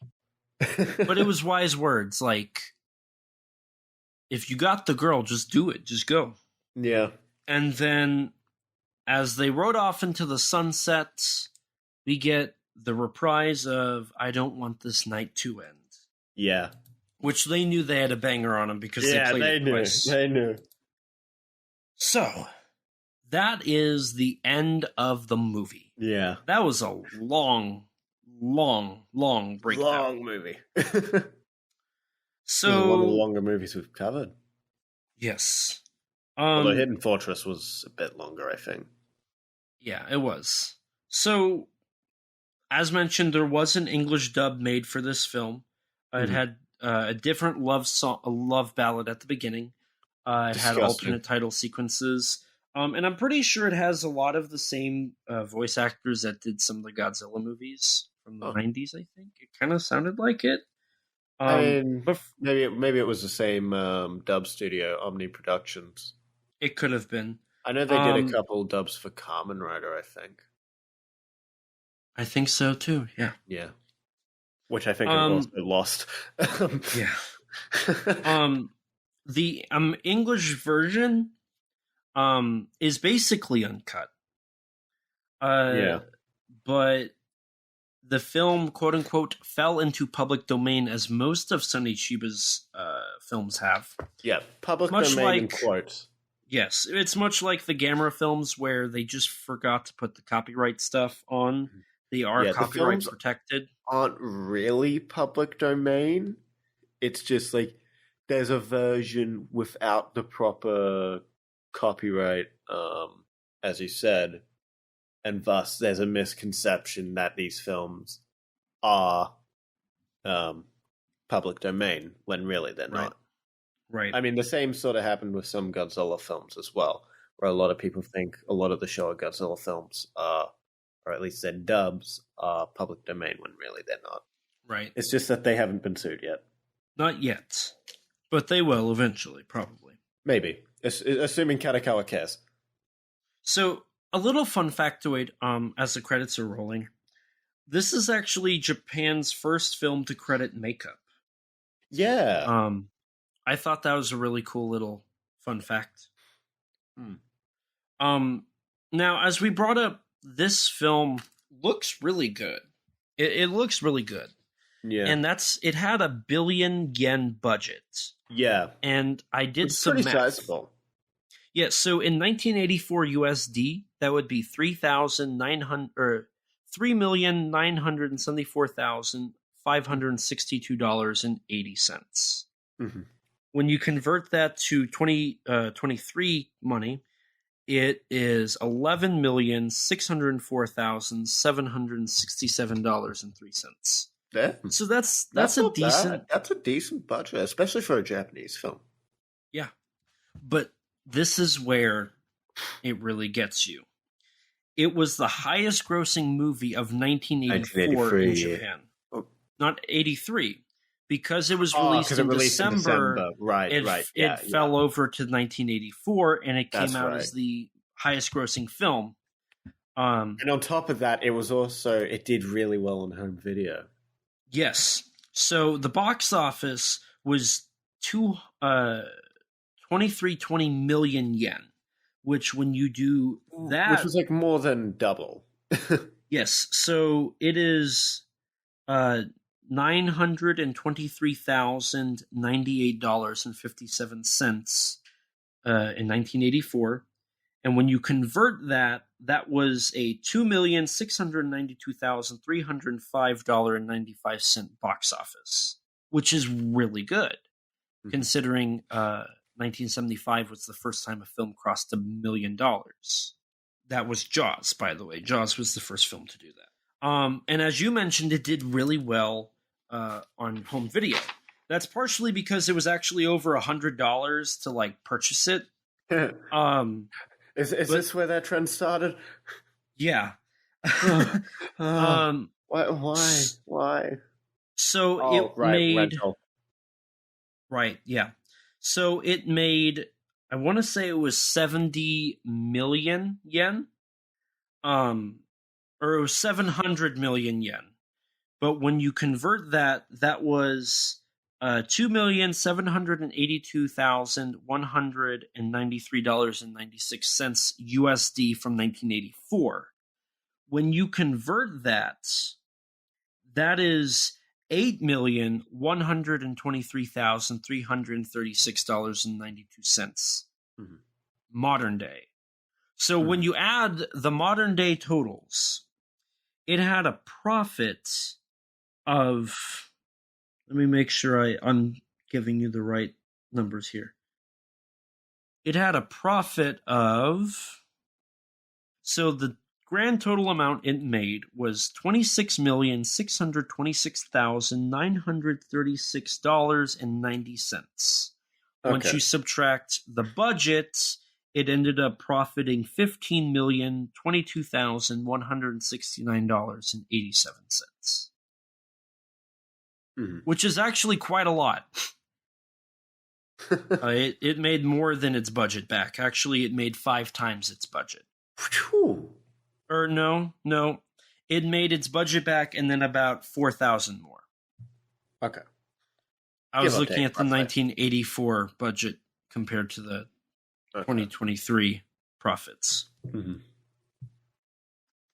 So it did very well. I understand it was pretty well regarded for the most part as well. Yes, it was really well liked. It was actually supposed to be the first in a trilogy of films, but that never materialized. Yeah, kind of a shame. I wouldn't have minded seeing more Sonata. I know, right? So, before I go into like my opinions, do you want to talk about the cast and crew? Yeah. Okay, so we've already brought up the co-writer and producer. As mentioned, co-writer, director Kinji Fukusaku, who did The Green Slime, Message from Space, Samurai Reincarnation, Battle Royale, and a handful of others. Haruki Kadakawa as well, the producer, did Sailor Suit Machine Gun. He directed his last film before he got arrested for cocaine was a Christmas Tokusatsu movie called Rex, a Dinosaur Story. Really? Yeah. Huh. Interesting. Yeah, it was a kids movie that got that was pretty controversial because the director got arrested. I love that. So the film ended up, I think it ended up being bombing or something because of that, because of parents having an outrage over that. Mm-hmm. Huh. Interesting. Yeah. So the main actress for this movie, Hiroka Yakushimaru. Yeah. She was in G.I. Samurai, Sailor Suit, and Machine Gun. But get this. She was in Takashi Yamazaki's trilogy, Always Sunset on 3rd Street. Yeah. Oh. Damn. She was in 1, 2, and 3. Damn. I need to watch those sometime. I would love to. I wish they had a US release. I know at least the first one has an Australian release. This is true. But that's not the one that's the best. The best one's obviously the second. Yeah, but like, here's the thing. You don't have any of them. Exactly. But we do have Hiroyuki Sanada. We do. The best man himself. Who did Ninja Wars, Message from Space, Yellow Fangs, Ring, Spiral, Ring 2, Jack Q, Message from Space, Galactic Wars, and appeared in all the Jack Q movies and spin-offs and whatnot. Mm-hmm. Yeah. He's legend of an actor. A pretty prolific Japanese action actor. Only in literally one of the highest grossing films of all time, Avengers Endgame. He was also in the Wolverine, John Wick 4, Bullet Train, Mortal Kombat, The Last Samurai, Life. He was even in Minions. The Keanu Reeves 47 Ronin film. He's literally like the face of Japanese actors. Yeah, he's like... If you're talking about Japanese actors who are like in the modern day, it's Sanada and Ken Watanabe. Mm-hmm. Now, my only question is, where's Sanada's Oscar for Best Actor? Where's his star on the Hollywood Walk of Fame? He doesn't want to pay for that. He's too good for that. Oh, fair enough, honestly. Of course, you have Sonny Chiba, who was in Invasion of the Neptune Men, Terror Beneath the Sea, Golden Bat, The Bullet Train, Wolf Guy, Samurai Reincarnation, Virus, Ninja Wars. Not the Brad Pitt Bullet Train. No, not the Brad Pitt Bullet Train, the 1975 Toei film. Yeah. Yeah, this film Yellow had a lot of stars of the Japanese Action Club, obviously including Sanada, Chiba, and a couple of the other actors who all would star together on many films. Like Itsuko Shinomi. Yeah. Who was in Message from Space, Kikaida 01, Moonlight Mask, The Bullet Train, Jack Q. I mean, all of these three were in Message from Space. This is true. Beyond them, you had Minori Terada, who was in Zatoichi Meets Yojimbo. Yeah. Sailor Suit and Machine Gun. Tokyo, The Lost Megalopolis. Ultra Q, the movie. Dragonhead. Kamen Rider Double. The show and the movie. Howling Village. Ultraman Tiga. Ultraman Dyna. Ultra Q Dark Fantasy. Ultraman Max. And Ultraman Jeed. Was he the suit actor? Was he the... I don't think so. No, it's another guy who was a suit actor for Kamen Rider. Yes, and he's on my list. Yes. He was in... Kinji Oba was in Kikaida 01, Robot Detective, various Super Sentais and Metal Heroes. He was even in Gamera the Giant Monster. You had Shunsuke Kariya, who was in The Last Dinosaur, Prophecies of Nostradamus, and a 1994 movie called Kappa, which did feature a Kappa. Well, that's the title of a movie.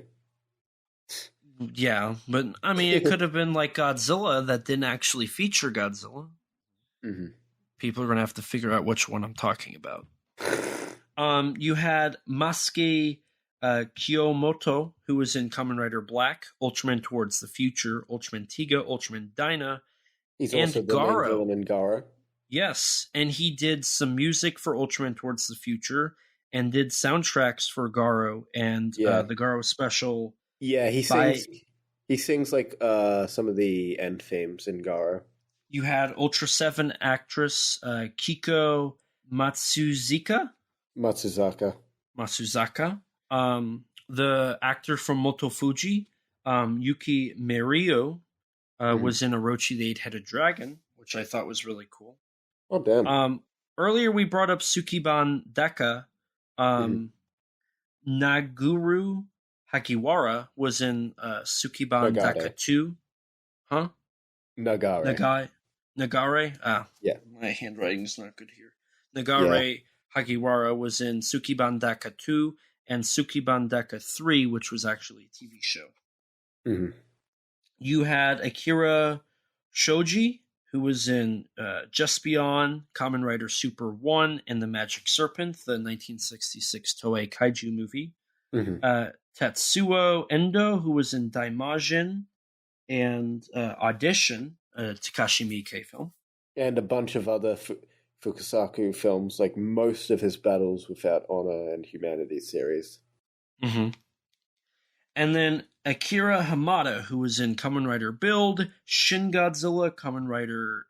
So it's 000. What is that one? Kamen Rider O's.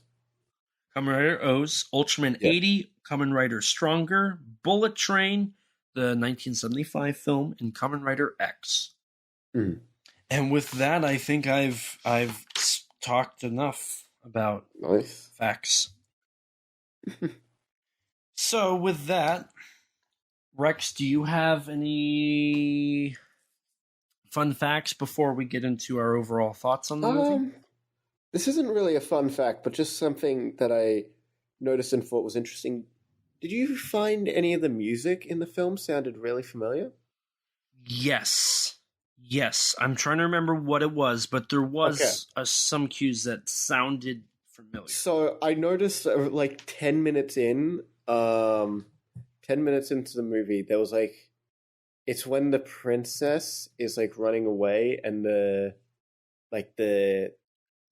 princess is running away with like that old man and the decoy.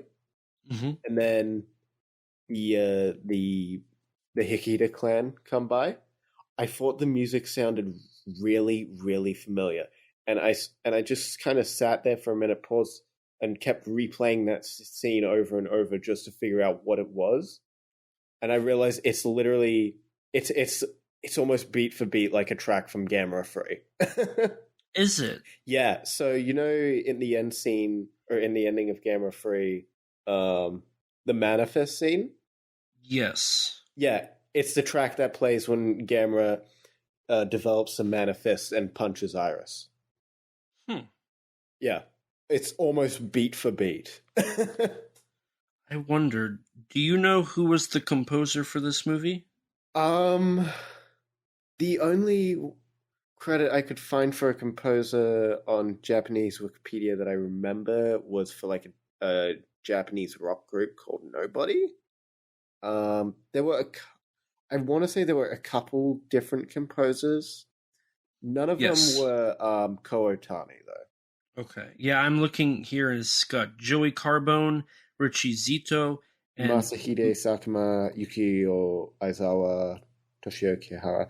Maybe some of them could have been maybe one of them could have been a mentor to Ko Otani, maybe. But yeah, beat for beat, like almost exactly 10 minutes into the movie, there's a track that is just the manifest scene, the score for that scene from Gamera 3. Like beat for beat. See, that I would be very interested to find out if Ko Otani was inspired by or mentored by any. I imagine it's probably mentored by. Interesting. Because I noticed it and it really stuck out to me. Because I'm like, where have I heard this before? Do you have any other mind-boggling stuff you wanted to bring up? Sadly not. That was the main one that I really wanted to mention. Gotcha. Okay, well, I guess we can go in here now and talk about our thoughts. So I'm going to let you start this one. Okay. So the Legend of Eight Samurai is overall pretty fun ride, I'd say. Yeah, I really enjoyed this film a fair bit. I'd heard from a couple people that this was like definitely like a classic chanbara, which is sword fighting, Japanese film, and it's always good to see Hiroyuki Sanada in a leading role, especially in his younger days.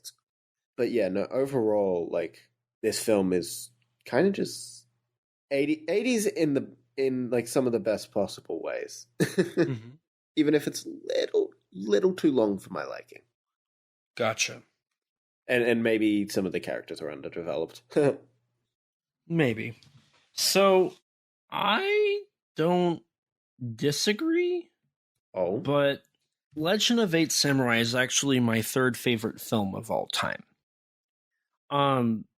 damn. I really like this movie.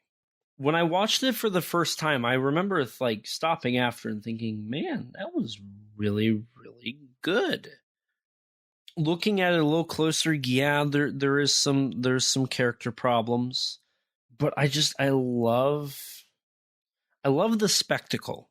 I love the fantasy. I love the production it's a value. pretty epic movie. It really feels big. Yes, it does. And I love the cast. Granted, the side characters are kind of irrelevant, yes. But like Motofuji and the Queen and Sonny Chiba and Hiroyuki Sanada and Princess Satomi. If you just like took away like maybe 2 or 3 of the samurai characters, I wouldn't have any issue with the characters. Just like take away like the 2 or 3 that add very little to the film, and I think it'd be fine.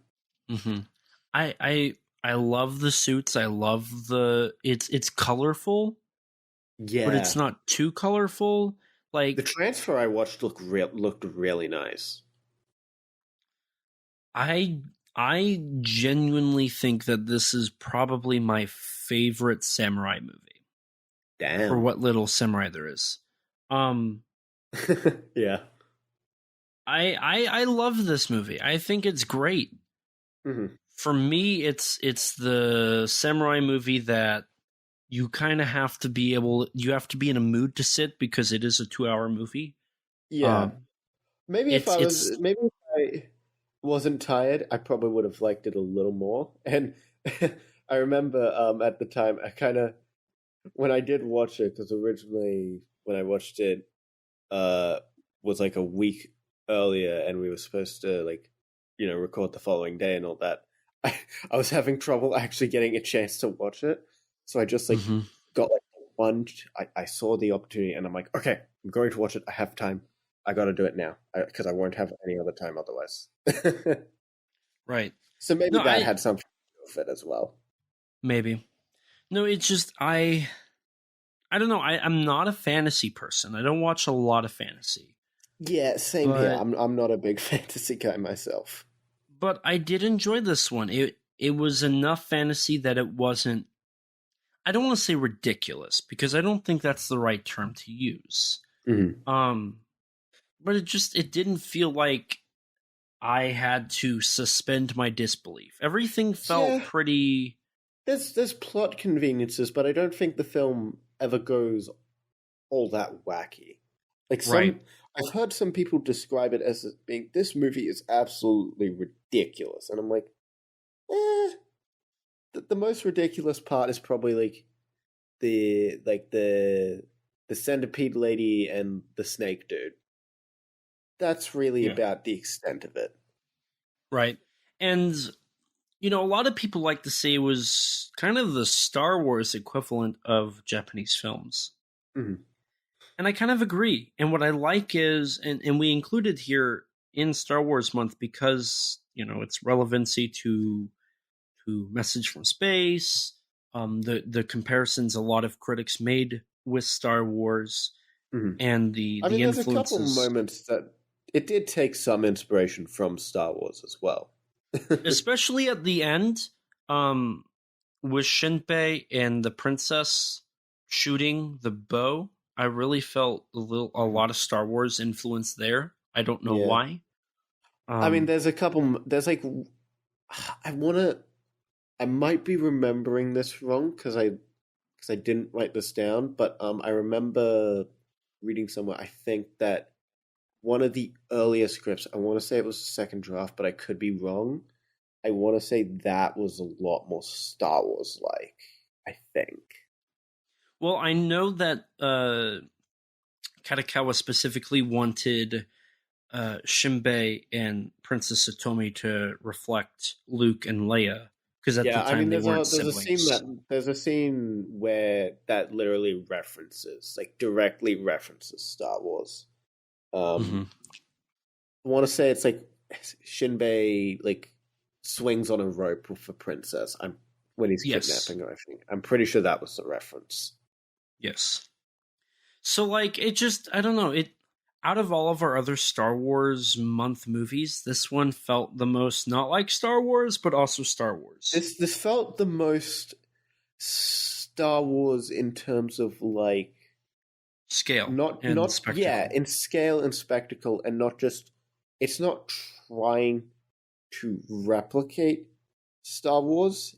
It just has the same sort of grand feel, yeah. And it's not trying to become Star Wars. Yeah, exactly. And it's not what Star Wars strove to be. Yeah.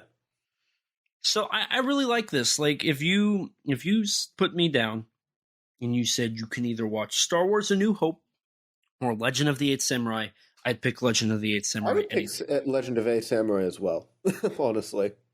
Maybe that's my Japanese cinema bias coming in, but no, I'd probably pick this one. So with that, I want to know, we're at the end of Star Wars month. We're officially done with weekly episodes for now. Where does this sit on your Star Wars month ranking? Well, our rankings have been pretty similar so far. So far, we're the exact same. Yeah, literally. Very similar. Yeah, so for me, for fourth place, I would put I was trying to remember what the second film we covered was. The War in Space at fourth place. And then at third, I would go Message from Space. Mm-hmm. And then second, I would put The Legend of Eight Samurai, and then last, but most certainly not least, The Hidden Fortress. Okay. So why? In saying that, in terms of how much I enjoyed the films, I would say that Message from Space, Legend of Eight Samurai, and Hidden Fortress, I enjoyed a pretty close amount to each other. So, like, honestly, if I rewatched them, could honestly, depending on how I feel, could probably switch some of those. Could probably switch, like, Hidden Fortress and Legend of Eight Samurai around, maybe.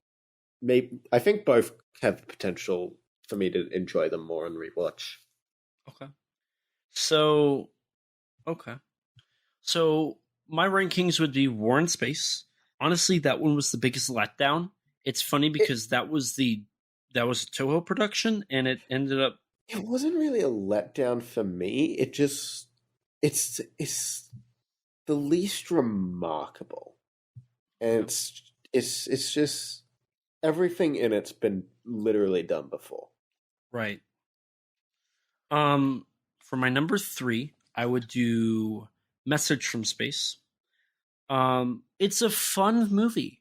I think Message from Space is the definition of a fun movie. Yeah, I'd agree. The problem comes in the story's kind of the writing. Yeah. The script is not the greatest. The quality of the film is not good enough for me to put it higher. Mm-hmm. Next, I would put The Hidden Fortress. Mm-hmm. The Hidden Fortress is a well-made movie, but I found myself having a harder time getting through that one, which was also 2 hours long. I mean, than my number one Hidden spot. Fortress is like 2.5 hours, I'm pretty sure. Yes. And then at number one of my top films of all time, The Legend of Eight Samurai. Yeah. I love the movie. I Don't Want This Night to End is an amazing ballad. I love that movie. I love the movie. I think it's a top tier as well. Yeah. the song is great. The movie is great. I love it. I think it's Kenji Fukusaku at his best. I haven't watched all of his other films. I've only watched The Green Slime, Virus, and Legend of Eight Samurai. But I have a feeling it's going to be my favorite. I do want to watch Battle Royale. We won't cover Battle Royale Battle as Royale of is currently. really good. Battle But like Royale is really good. I want to watch that. I need to watch Samurai Reincarnation. I want to watch Ninja Wars, GI Samurai. I want to watch a lot of those like late 70s, early 80s samurai movies with Sonny Chiba and Fukusaku at the helm. Yeah. But I feel like Legend of Eight Samurai was the culmination of everything that Fukusaku, Chiba, Sonata, and everybody had learned for the last 5 to 10 years. Possibly. I think, it doesn't have the best samurai moves and whatnot, but it's not bad. Like, the actual samurai parts are not bad. And I like this movie a lot. I think the action is quite good for the most part. I mean, Sonata waving around two scythes and killing a bunch of samurai warriors is pretty awesome, I must say. But I will say, the one thing that Legend of Eight Samurai doesn't have is Toshiro Mifune.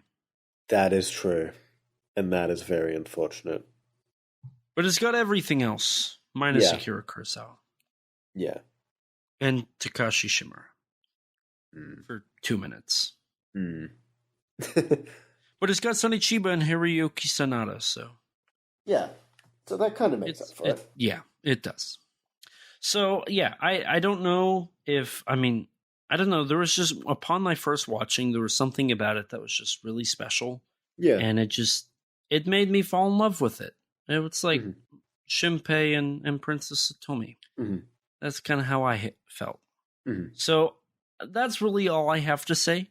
We've been going now for about 3 hours on this movie. I mean, mind you, there's like a whole 45-minute section of this recording that was you and I talking pre-show. This is true. That might see the light of day, it might not. It really depends. We'll see. So... with that, I feel like we can go ahead and wrap things up here so we don't go on for too much longer. Yeah. So... I need a chance to edit. Yeah. Rex, why don't you tell the lovely people where they can find you at? Oh, well, dear viewers, you can find me on YouTube at Rexino, on Twitter at Rex_Xenomorph, and on Instagram at Rex_Xeno. And if you want to check out some of my writing, go take a look at the Tokusatsu Network. Alrighty. And as for me, you can find me on YouTube at ET13 Productions, on Twitter at ET13 Productions, or on Instagram at ET13 Productions. If you want to find my personals, I'm not going to tell you how to, but it's pretty easy. And with that, let's not forget the most important stuff. Don't forget to rate us on iTunes. That boosts our ratings and helps us get recommended to more people just like you. We are currently sitting at a 3.1 with 23 ratings. We did have a review bomb, and we have yet to really bounce back from that, so if you guys could leave us a 5-star review, that would be great. If you don't have an Apple device, which I don't blame you, I don't. That's kind of a lie. Maybe that's why we have review bombs, is because I lie every time during this sign-off. Yeah, this is all your fault. Yeah, I use a MacBook to do this podcast, so... But you can rate us on Spotify now. Episode. Yeah, but definitely rate us on Spotify if that's how you listen to us. If you want to stay up to date with all things Kaiju Conversation related, follow us on Twitter at KAIJU_CONVERS. If you don't have Twitter, you can follow us on Instagram or like us on Facebook. If you're like me before podcasting and you don't have any social media, lucky you. You can email us at kaijuconversation@gmail.com. All lowercase, all one word, you know the drill. And as always, we'll read your reviews on air for everyone to hear. We also have a Teespring store. Eventually, we'll have original artwork, but until then, you can sport our awesome logo on a t-shirt or maybe even a coffee mug. Mhm. If you'd like to chat with us, check out our Discord server full of others that have similar interests to you. Recently, we had a discussion about the Monsterverse. I mean, hey, look, man, people have to recover over recent leaks. This is true. There's also some talk about what somebody is titled Taisaku Sentai Shin Ranger, or the Shin Heroes Project. Yeah. The it's a great universe robo. Yeah. It's a great community full of great people. Don't forget to subscribe to our YouTube channel and hit the bell so you can be notified anytime we upload a video. We sometimes post exclusives to the channels, like bloopers for episodes or minisodes, talking about news or other subjects. We also have an interview with Mechagodzilla designer Jared Korchevsky on the channel. I probably botched his name, and I apologize. And a huge thanks to Rex for editing all of these episodes and the other content we upload. He works very hard, so definitely check him out. His links can be found below. Along with Rex, we'd like to give a huge thanks and shout out to Danny DeManna of the Godzilla Novelization Project for his amazing vocals on our theme song. You can support him by following him on Twitter at Danzilla93_GNP or visit his website GodzillaNovelizationProject.com. And a huge thanks to Gratton Conwell from the podcast Giant Monster BS for composing the music for our theme song. You can support him by following the podcast on Twitter at Giant Monster BS or on any podcast platform under the name Giant Monster BS. And with that, we're going to wrap things up here. So thank you guys so much for listening and hearing us talk about Legend of the Eight Samurai and all of our Star Wars episodes this month.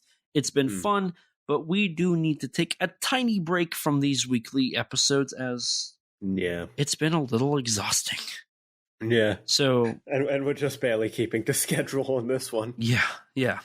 So thank you guys so much for following us, for tuning in each week after week, to listen to us talk about these movies and hear our awful jokes about how these are the official Star Wars movies. There are no other Star Wars movies. Yes. I'm always right. He's not, but I am. That's not true. I'm always right. You're not right. The viewers know. The viewers know who's right. And as always, Elijah's always right. No. Please remember, life's too short to not talk big. Bye, guys. Bye. We are set, we are in debt, there's nothing to sweat. Life's too short now, baby. And not too big now, baby. Conversation. His name's Elijah, baby. And also Rex now, baby. We love those kaiju, baby. And you will too now.